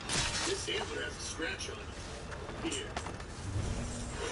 That's just one silver coin. A single scratch doesn't make the thing 10 times less valuable. Forget it. I don't want your money. Just give the antler back to me. Don't misread us, sweetheart. Who are you? And what do you want? Don't misread me. My business is actually with the ladies here. What? I was hoping you might be willing to part with that shiny antler for 1 gold. Heck yeah. Sweet. What the hell's wrong with you? I think I'm allowed to destroy my own property. I'm giving a good boost to your stamina, reflexes, memory, and so forth. Long as nothing too crazy happens. You're pretty tough to kill now.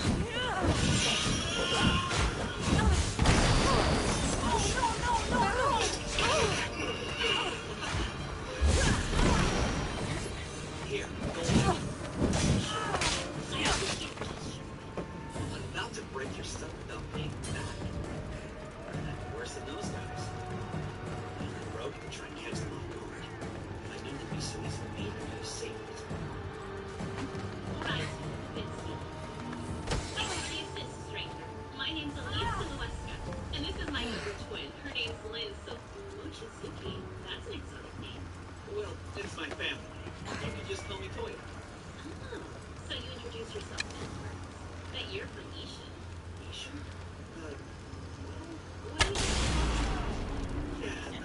For the time being, I'm just trying to find a Silver Moon Inn. I had to plan any further than that.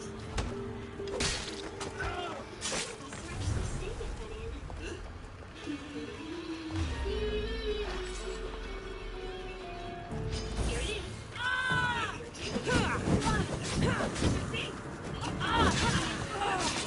Sorry for the wait. He helped us out just a moment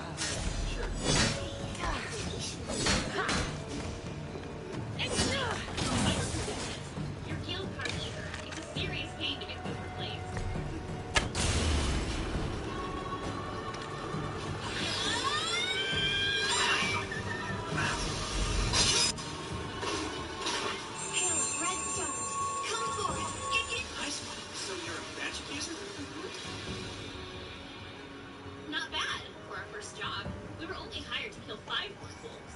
Maybe we'll get bonus points for the 6.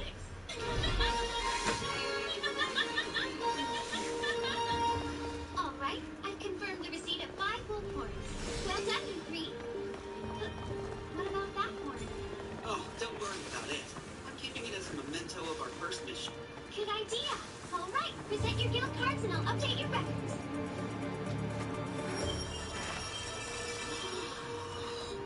And the thing you've been waiting for?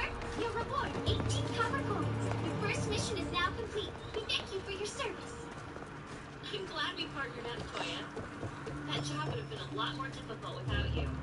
I think the 3 of us make a pretty good party. There aren't many guys who can keep up with Sis that easy. You were quite impressive. Yeah, shaking with nerves the whole time. Those wolves were even more ferocious than I thought they'd be. By the way, I have a favor to ask you, right? It's a rather inconvenient skill not to have. Especially when you can't tell what job you're taking. Well, if you want to learn, then Liz is the one to have teach you. She reads for fun sometimes. What? That's not true. I'm not that smart. But I am willing to try. That'd be great. Thanks a million. And, while I'm at it, guess I might as well ask. Would you mind teaching me magic as well? I'd really like to take a crack at it. Huh? That's a difficult question to answer. Do you have an aptitude? Aptitude? The type of magic someone can use is dictated by the aptitudes that they're born with. Those who are born without any aptitudes can't use magic, no matter how hard they try. Interesting. I mean, I've never done anything magical before, but I recently talked to someone who seemed very confident that I'd be able to use magic sometime soon. And who might that be? Someone old and strong. So, what would I need to do to figure out what my aptitudes might be? These are called spellstones, do this. I guess water would be the easiest to demonstrate. Come forth, water. Now this is what you would call active magic. Watch. A naked coconut will channel energy into the stone and it creates this water in response. And by the way, come forth, water. If you don't have an aptitude for water magic, then frankly you might as well be talking to a regular pebble. Wait, so you can't use it even though her twin can? It's not something I'm proud of, so don't be so direct. On the other hand, Elise can use fortification magic, but I never could. It's not that either one of us is more magical. It's just that we have different aptitudes, which is probably a big part of why we work so well together. Everyone alive possesses magical energy, but aptitudes are what allow us to channel that energy into spells. So if I try to make water like you did, we'll know if I have that aptitude? That's right. You just need to hold the spellstone in your hand, focus your mind, and say, "Come forth, water." Come forth, water. And you had a few forcestones?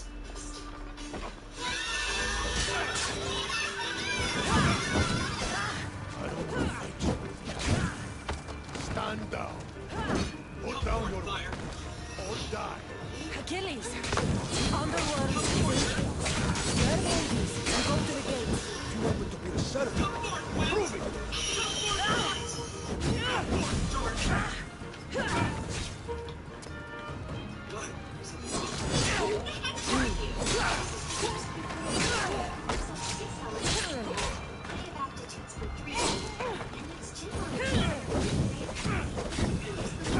That's incredible.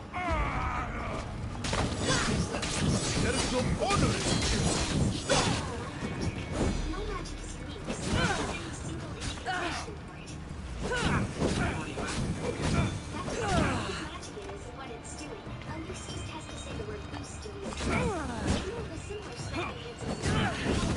There are also spells like hate, which lets the user teleport. Thanks to that single spell, every man's never underestimated me because I left a girl that paid for it. That is crazy useful. Right now. No magic. You just try everything.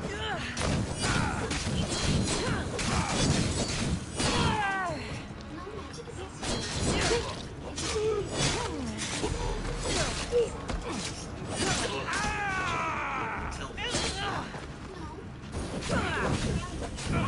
Stone and Trey has to actually work. Stone should show a reaction to your power, like Achilles, Hades needs you. Go to the gates and guard them with your life. Just say the word gate. Yeah, sounds good to me. Gate. No. Did it work? Looks like it.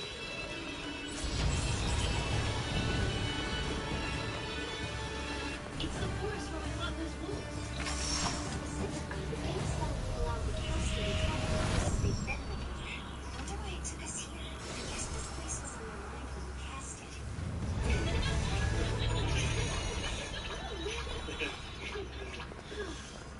I still can't believe that you can use every element.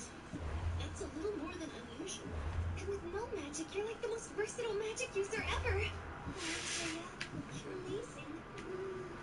I only do this stuff because God felt bad for me. It's kind of weird getting praised for it. Hey, sorry to interrupt your fun, but do you have a second to spare? Hey, Micah, what's going on? My friend Ayer here needs new bikes. He's an employee at that cafe down the street called Parent. I'm hoping to expand the menu and find adventurers such as yourselves may have some ideas. Or maybe you tasted something exotic in your travels that you could try and steal. Wolf foods? Huh, not really. Nothing comes to mind at the moment. What's a good recommendation, Toya? Anything that'd be good for a cafe? If you have any suggestions, well, we're best known for serving a lot of sweets at the line. Nothing too heavy. I'd love to come up with a dessert that isn't just another cake.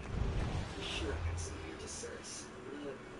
All I can come up with are crepes and ice cream. Hold on.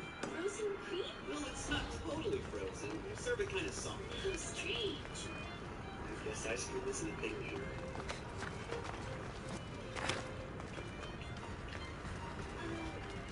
What's that? It's a magical item that helps me learn things. Sorry for the rude request, but I'd be grateful if you didn't ask me too much about it. Excuse me, could you bring out a piece of paper and write down what I'm about to say? Sure. So tasty. 3 eggs, 200 milliliters of heavy cream, and between food ingredients are the same here. Good. Oh, right. Hey, Lens, can you make ice with magic? Yeah, no problem. Ice is just another type of water. Sweet. What do we do next? This is fun.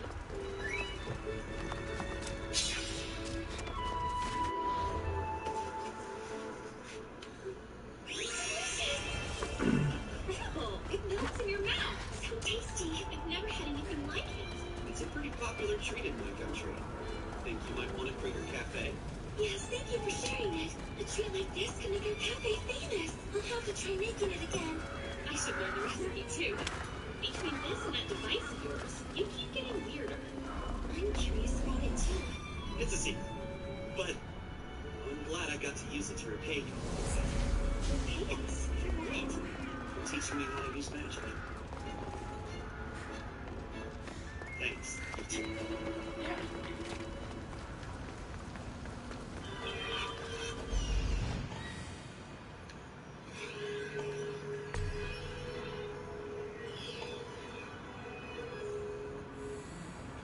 The computers that I'm using help me to be able to fix my mistakes or to enhance the successes that I had in this swimming pool. Without a computer, my business would not run as smoothly.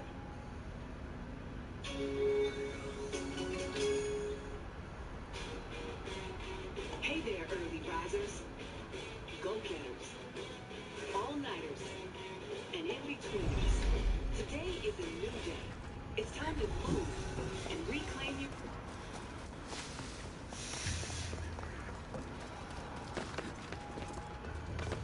So God killed you on it, and then reincarnated you as Messiah. It's a world of fates, home to strange magic and mystical creatures. Luckily, God gave me a lot of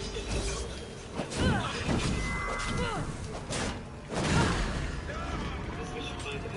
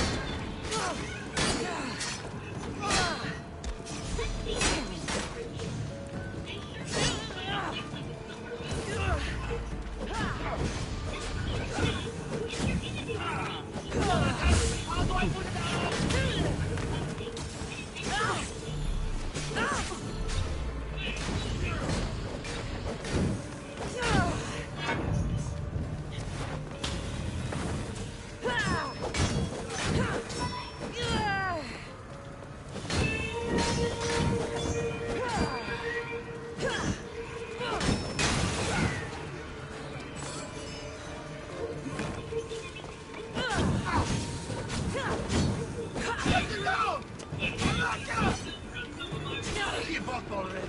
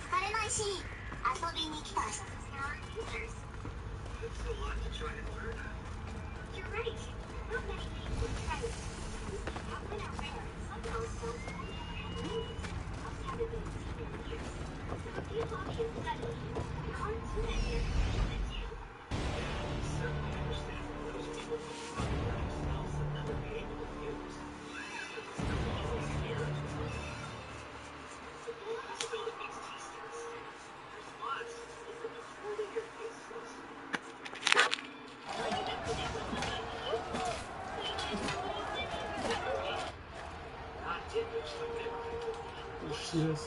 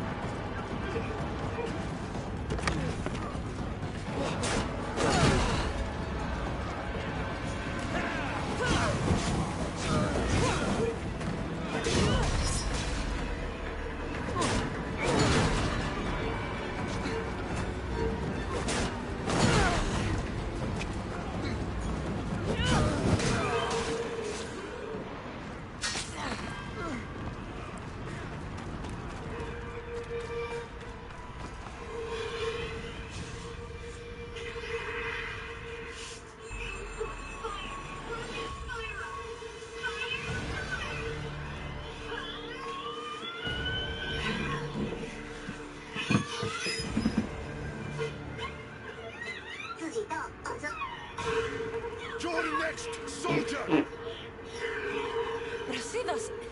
It's me, Cassandra!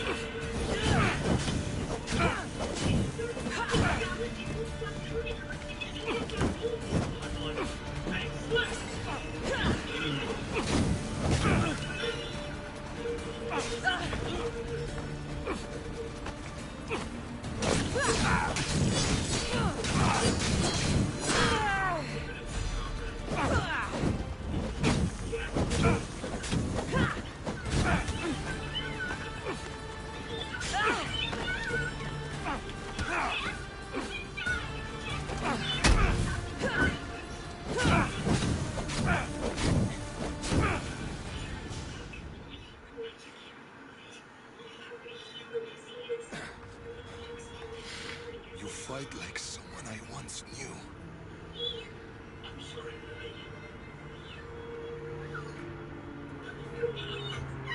We fought the Monger's thugs in a warehouse in Corinth. That's where we met. The warehouse was on fire. We were surrounded.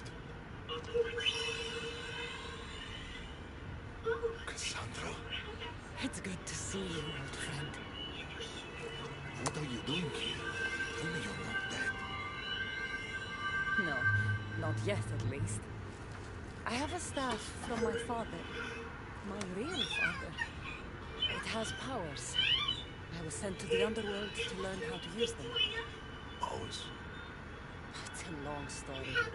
But I've been all over Elysium looking for answers. My search brought me here. You've been to Elysium?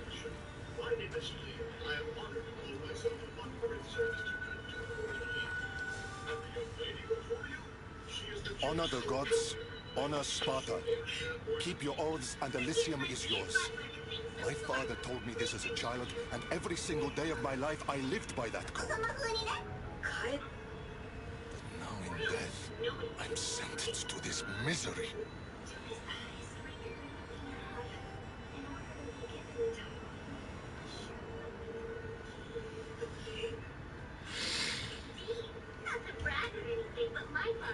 If there's anyone I fought with who deserves paradise, it's you.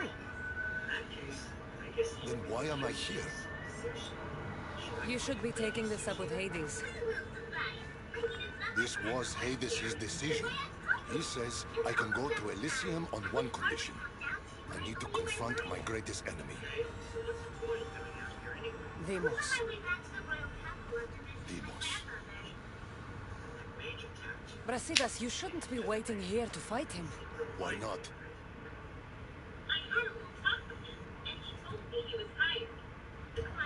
Deimos lives. I had the chance to send him here, but I spared him. He slaughtered my men. He sent me here. I know, but the cult destroyed my family. I did what I could to make it whole again. Besides, you once taught me, not all situations need to end in bloodshed. Knowing this changes nothing. I will see Elysium. I won't stand in your way. What did Hades tell you exactly? He said, to walk Elysium in death, the son of Sparta must confront that which defeated him in life. Gods and their fucking riddles. Can't they ever just say what they mean? But I think I've already solved your first problem. And that is? A true son of Sparta wouldn't dare face an enemy without their shield. We need to find yours. It's in the Forgotten Sepulchre. I tried to retrieve it, but Hades sent guards to defend the tomb after some Malakas killed Cerberus. That Malakas was me. And now I'm stuck working for Hades. Why am I not surprised? You've made things around here complicated. You were always good to me in times of need. Now let me be a friend to you. Courage eludes me in the underworld.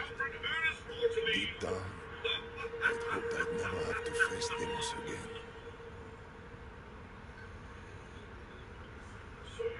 What can you tell me about this forgotten sepulchre? It houses the armor, trophies, and weapons of dishonored warriors. Things they were buried with in death, but were stripped of in the underworld. How will I know which shield is yours? You should know my shield by now. It bears the colors of Sparta and has been through... The weight of your shield will... Make sure to take only mine. Take it.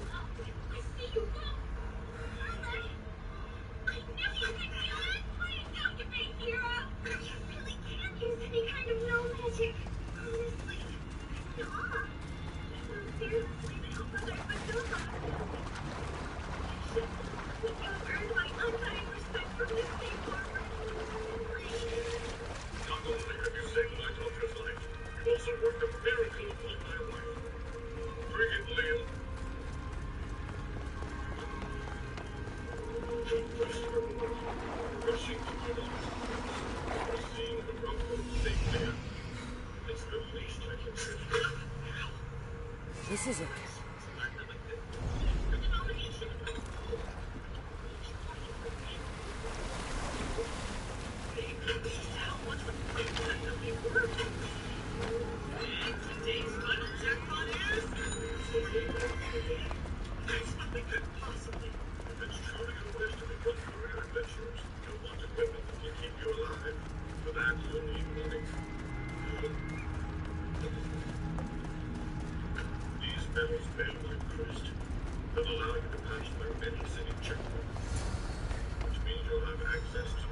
Why would Brasidas' shield be in a place for dishonored warriors? He was the most honorable warrior I knew. It doesn't make sense.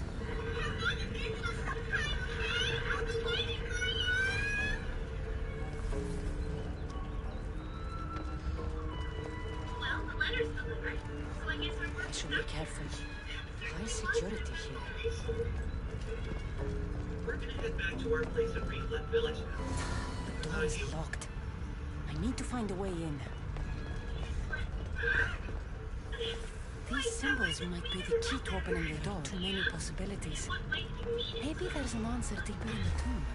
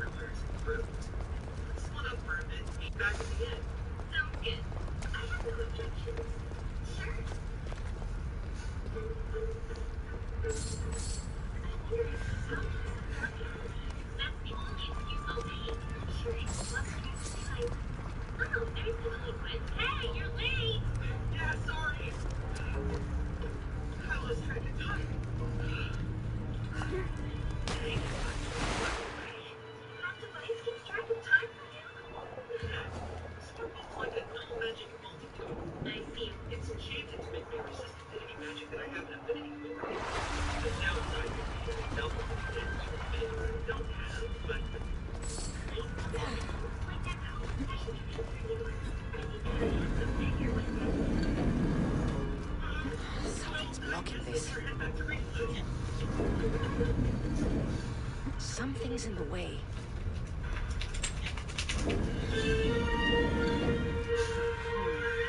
Won't budge.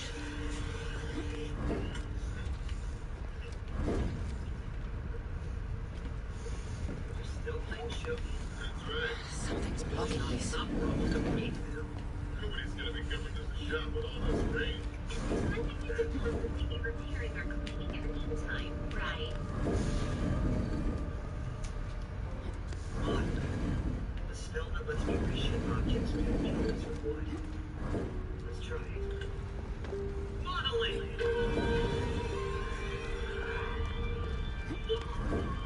Something's in the way.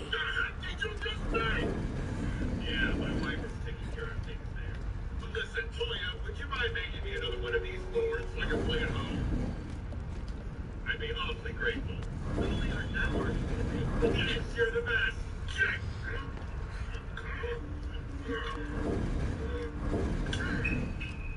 Damn, you stubborn bastard! Hey, hold it down, will you? Just a friendly game here. Amber. By the way, Mika, Look else around. I'm pretty sure that Lens is in our room right now. But at least Sophie and I have Parents Cafe, which I bet the dessert that came out with. You're the one who invented Won't budge. I just showed it to him. Something's blocking this. Won't budge.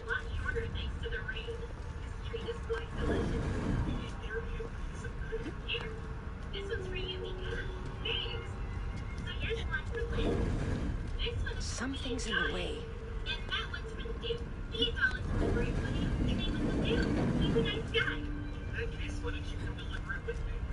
Something's blocking this.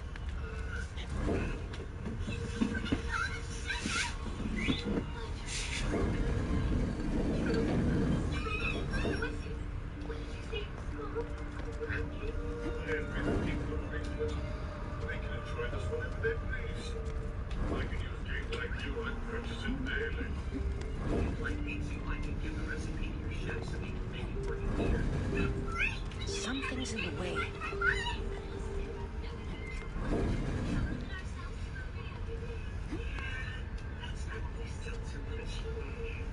Alright, Toya. You said this game is called Shogi. Yeah.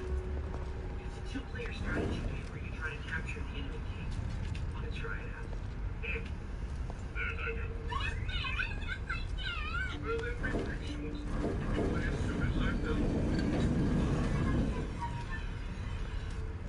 Fascinating. So far, this is advanced. Right. Well, that's may take a while, but aren't you convinced? Won't budge.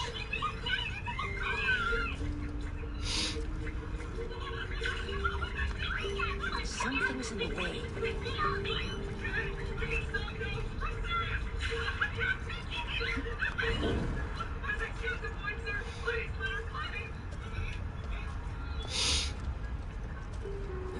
I enjoy this game. I'll have to show it to my brother sometime.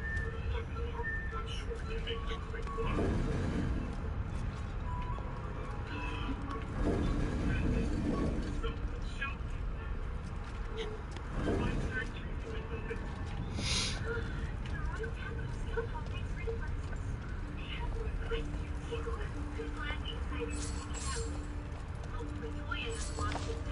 Water. People drink Leafy's water here in the underworld to forget.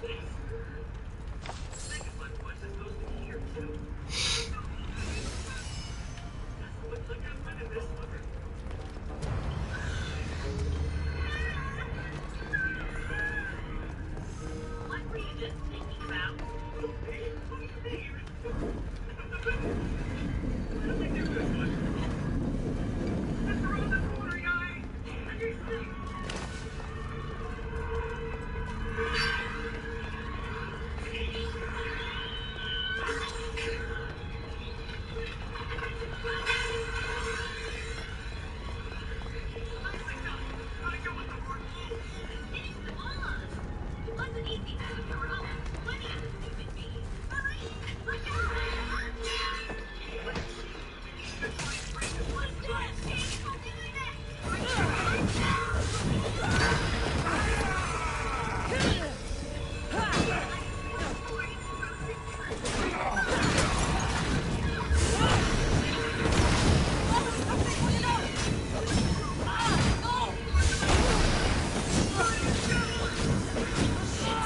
Smother it.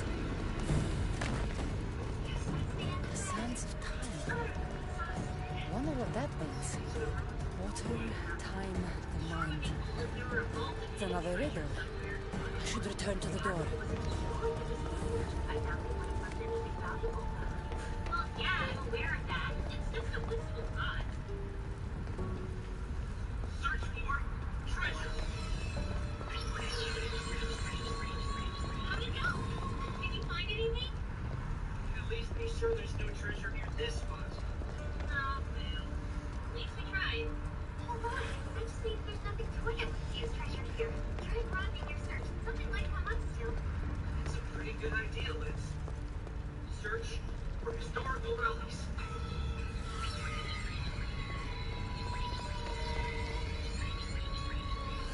Of course. This is the underworld. Drink.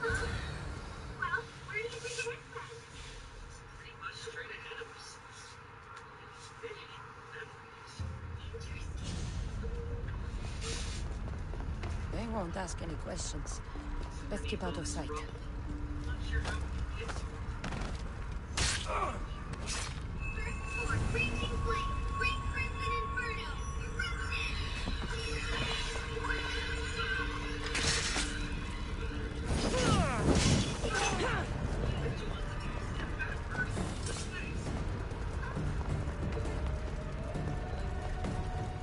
Three shields. Which one belongs to Basilas? I should have known. That shield was too full.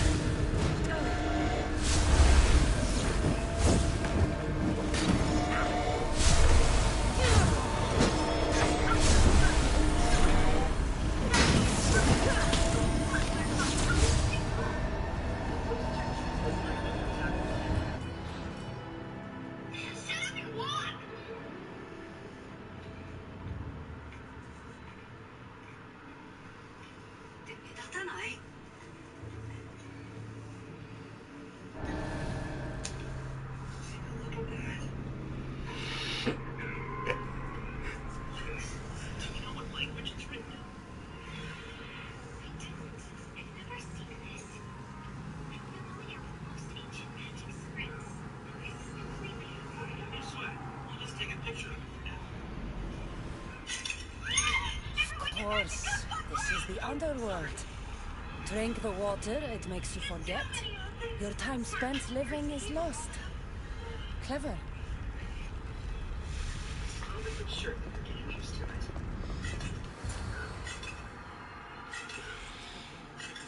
Hey, come check this out. Do you guys see that red rock in the wall? Yeah, pretty sure that's Kurt's stuff doing. Probably designed to activate a powerful spell. You'll be fine. Pass the mana through it, Toya. Because you're the only one here with an affinity for earth magic. That's fair. Hey, look how big behind it. Like it's back away. Well, just kidding. Three shields. Now, which one belongs to Brasidas? Brasidas' shield.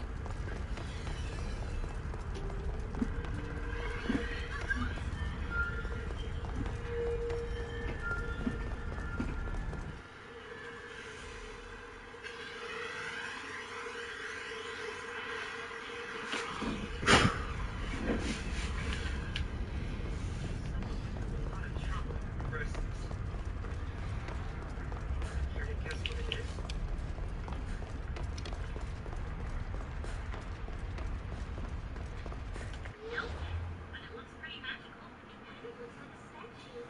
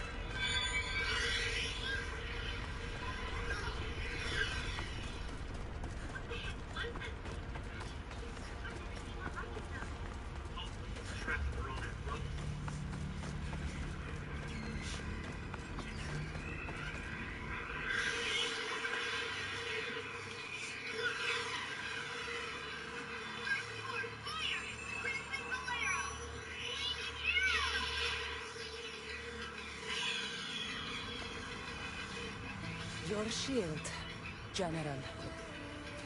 I'll never forget the day this was first handed to me. I was a boy, It was as tall as I was. My commander told me, to hold this is to hold up Sparta. Drop it, and Sparta falls.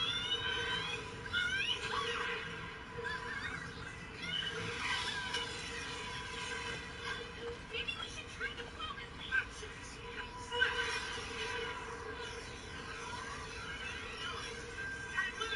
Tell me what Elysium's like.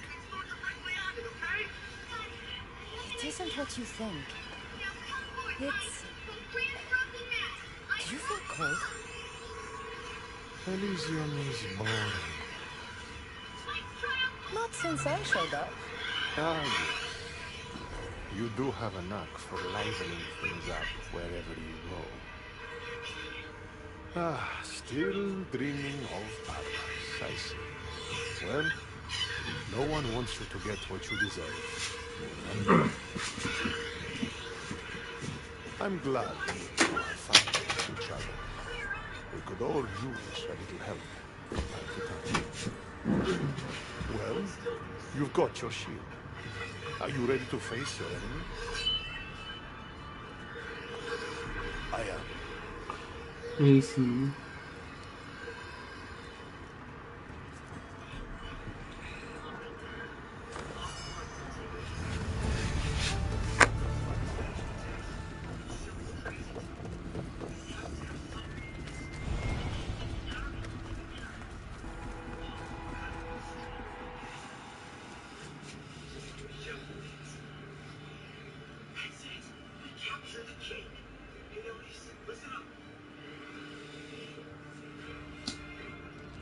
Don't look, Brasidas.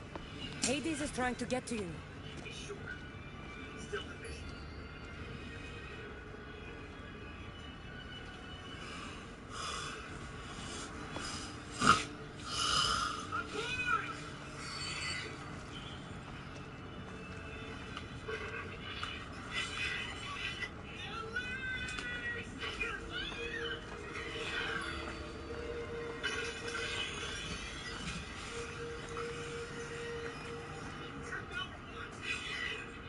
It's been a long time, Brasidas.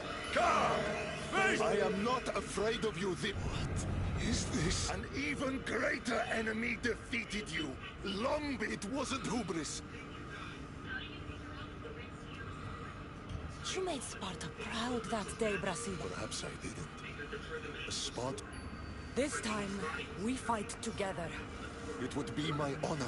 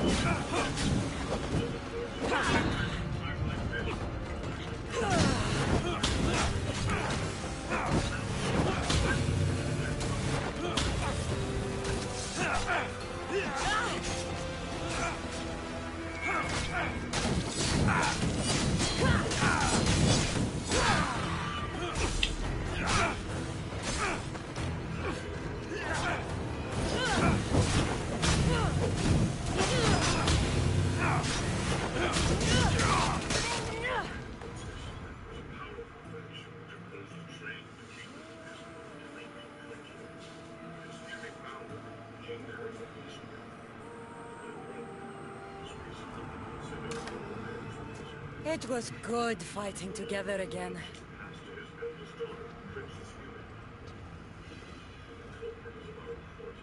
I guess it's time to say goodbye.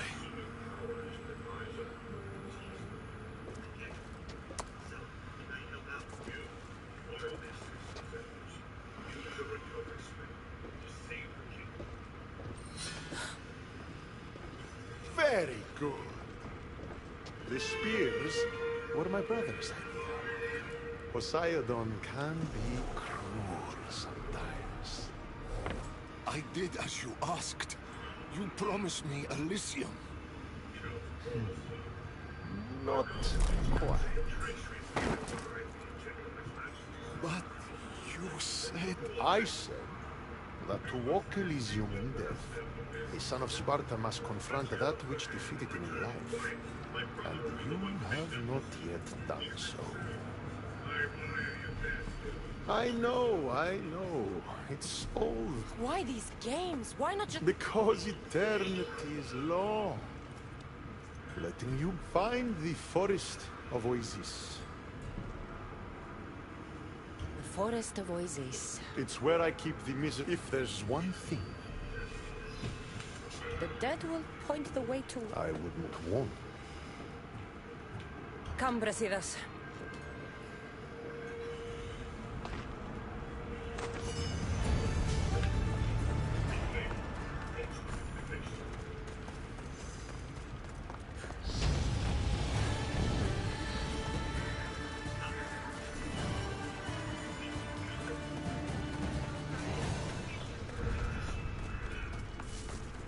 Here's the forest. Now what? Hades told us the dead would point the way. They need to be shut down! Now!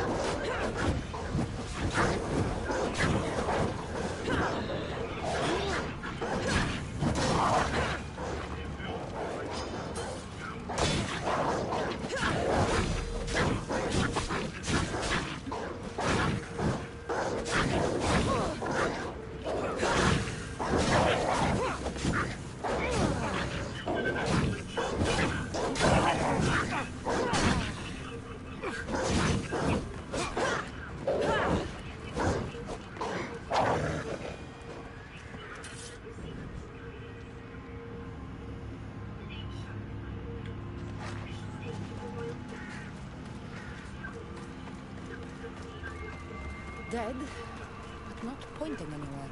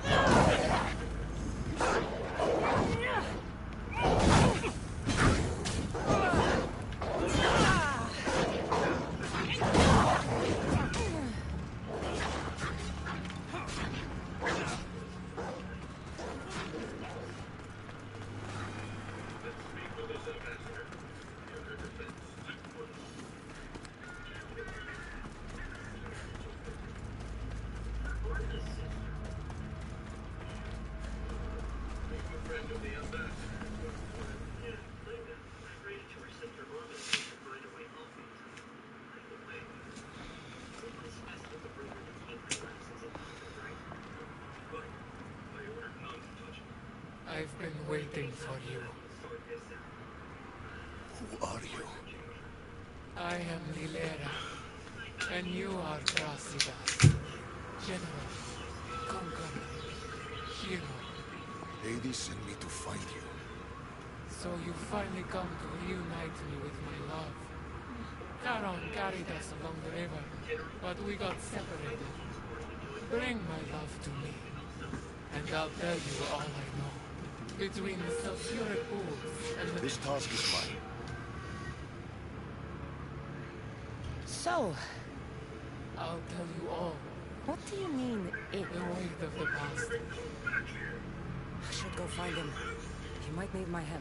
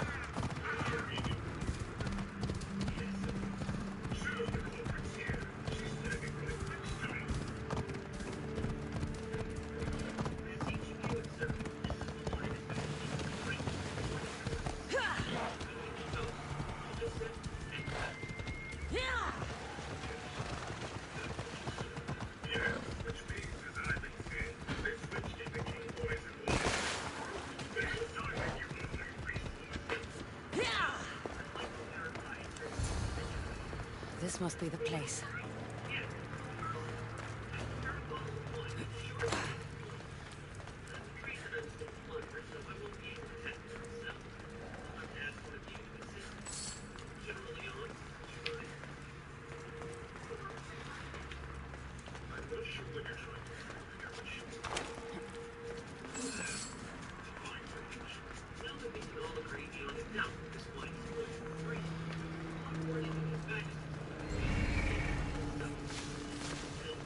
This area will be well defended.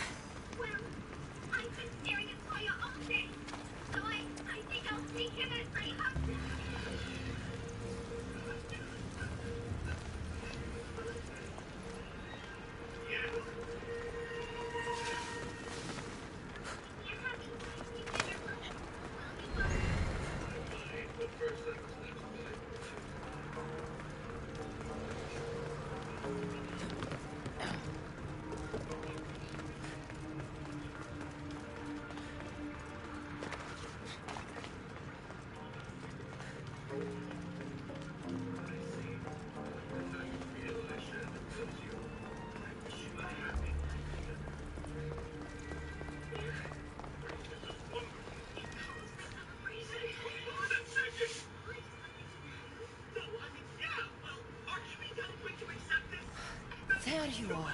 What's wrong? What is... Cradle of the underworld. Little ones who die too soon are kept. The dead can't enter, eh? Well, let's see about the living.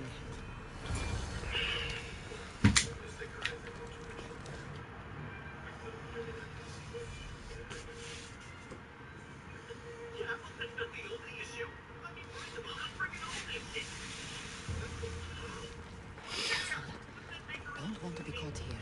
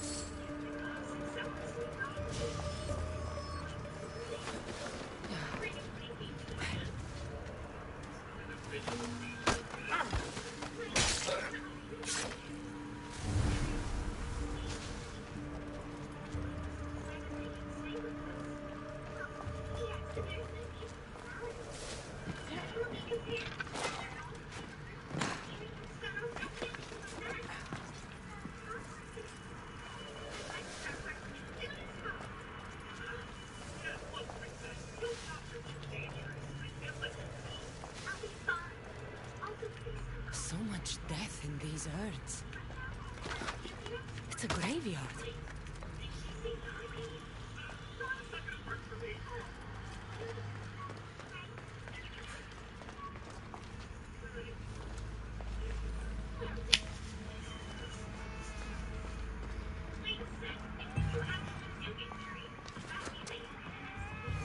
Baby's urn.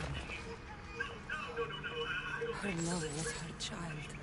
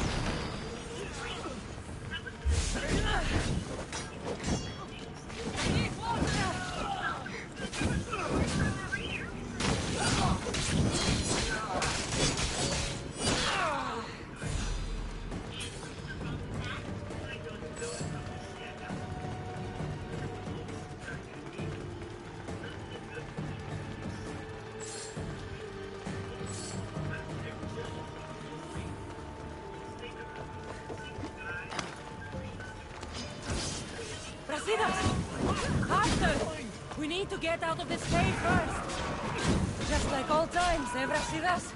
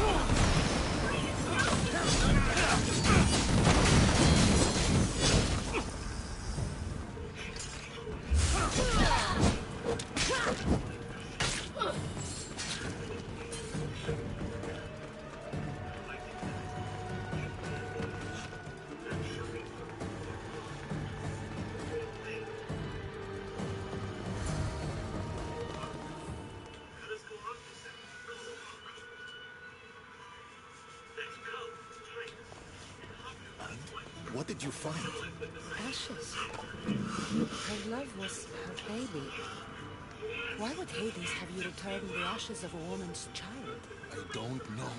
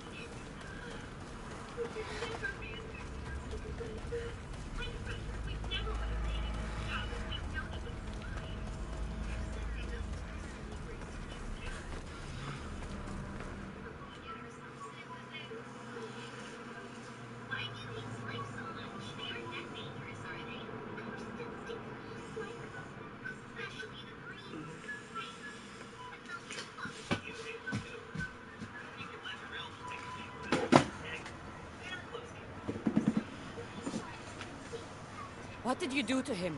The past was too much for him to bear. Brasidas, talk to me.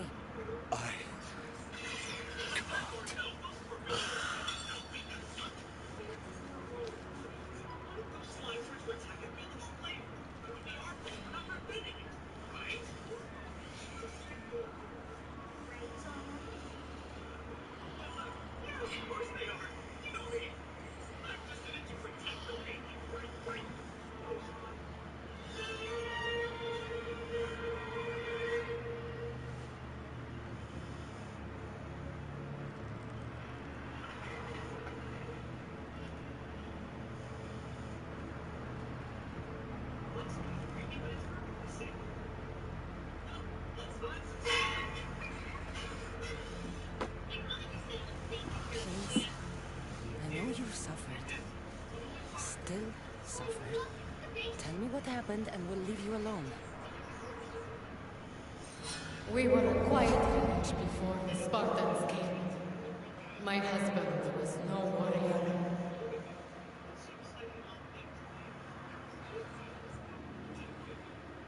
He looked Athenian. Our land was occupied by Athens. Our men were trained, supplied with armor and weapons in case of invasion. We never thought that they would come. When the battle was over, Spartans flooded the village, drunk on victory and blood. They torched our homes. Your husband attacked me in the street. He was protecting his people, his family. But Brasidas butchered my husband. And when I tried to protect him, he tossed me aside.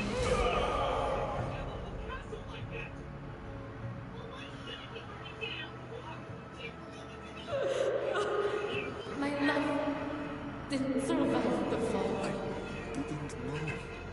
And so we named him Brasidas the Butcher. He massacred my people and took everything from me. I found my husband's sword and ended the pain. Is this true? I don't know what happened.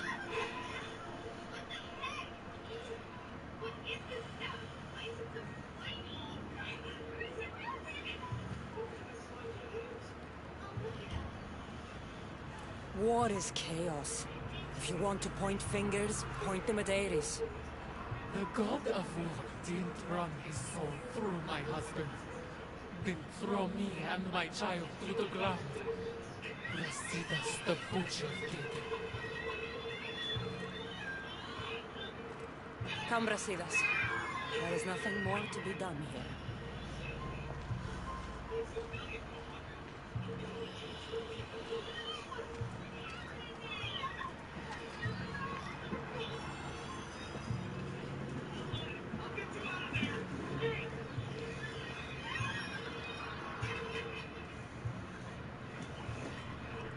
Honor the gods. Honor Sparta. Keep your oaths, and Elysium is yours.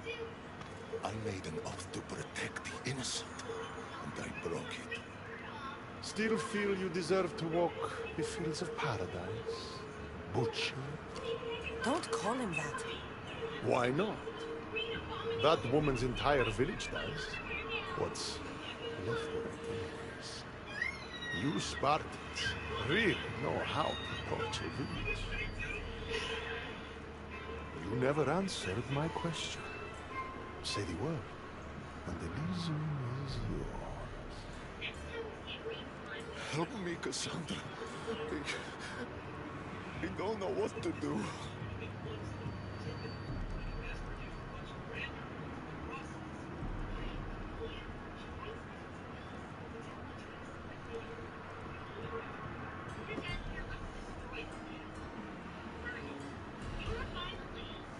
Brasidas, you were a friend like no other. You lived and died with honor to the gods. I lived by a code of honor. And now in death... Ah, yes. Your father's code. I did everything in my power to prove you failed to live up to that code, but I suppose someone helped to convince you otherwise. Your decision's been made. The fields of Elysium are yours. But know this. I never make a mistake. You'll be the only one in Elysium the moment these ashes leave your hand. I suppose not all Spartans are as predictable as you thought.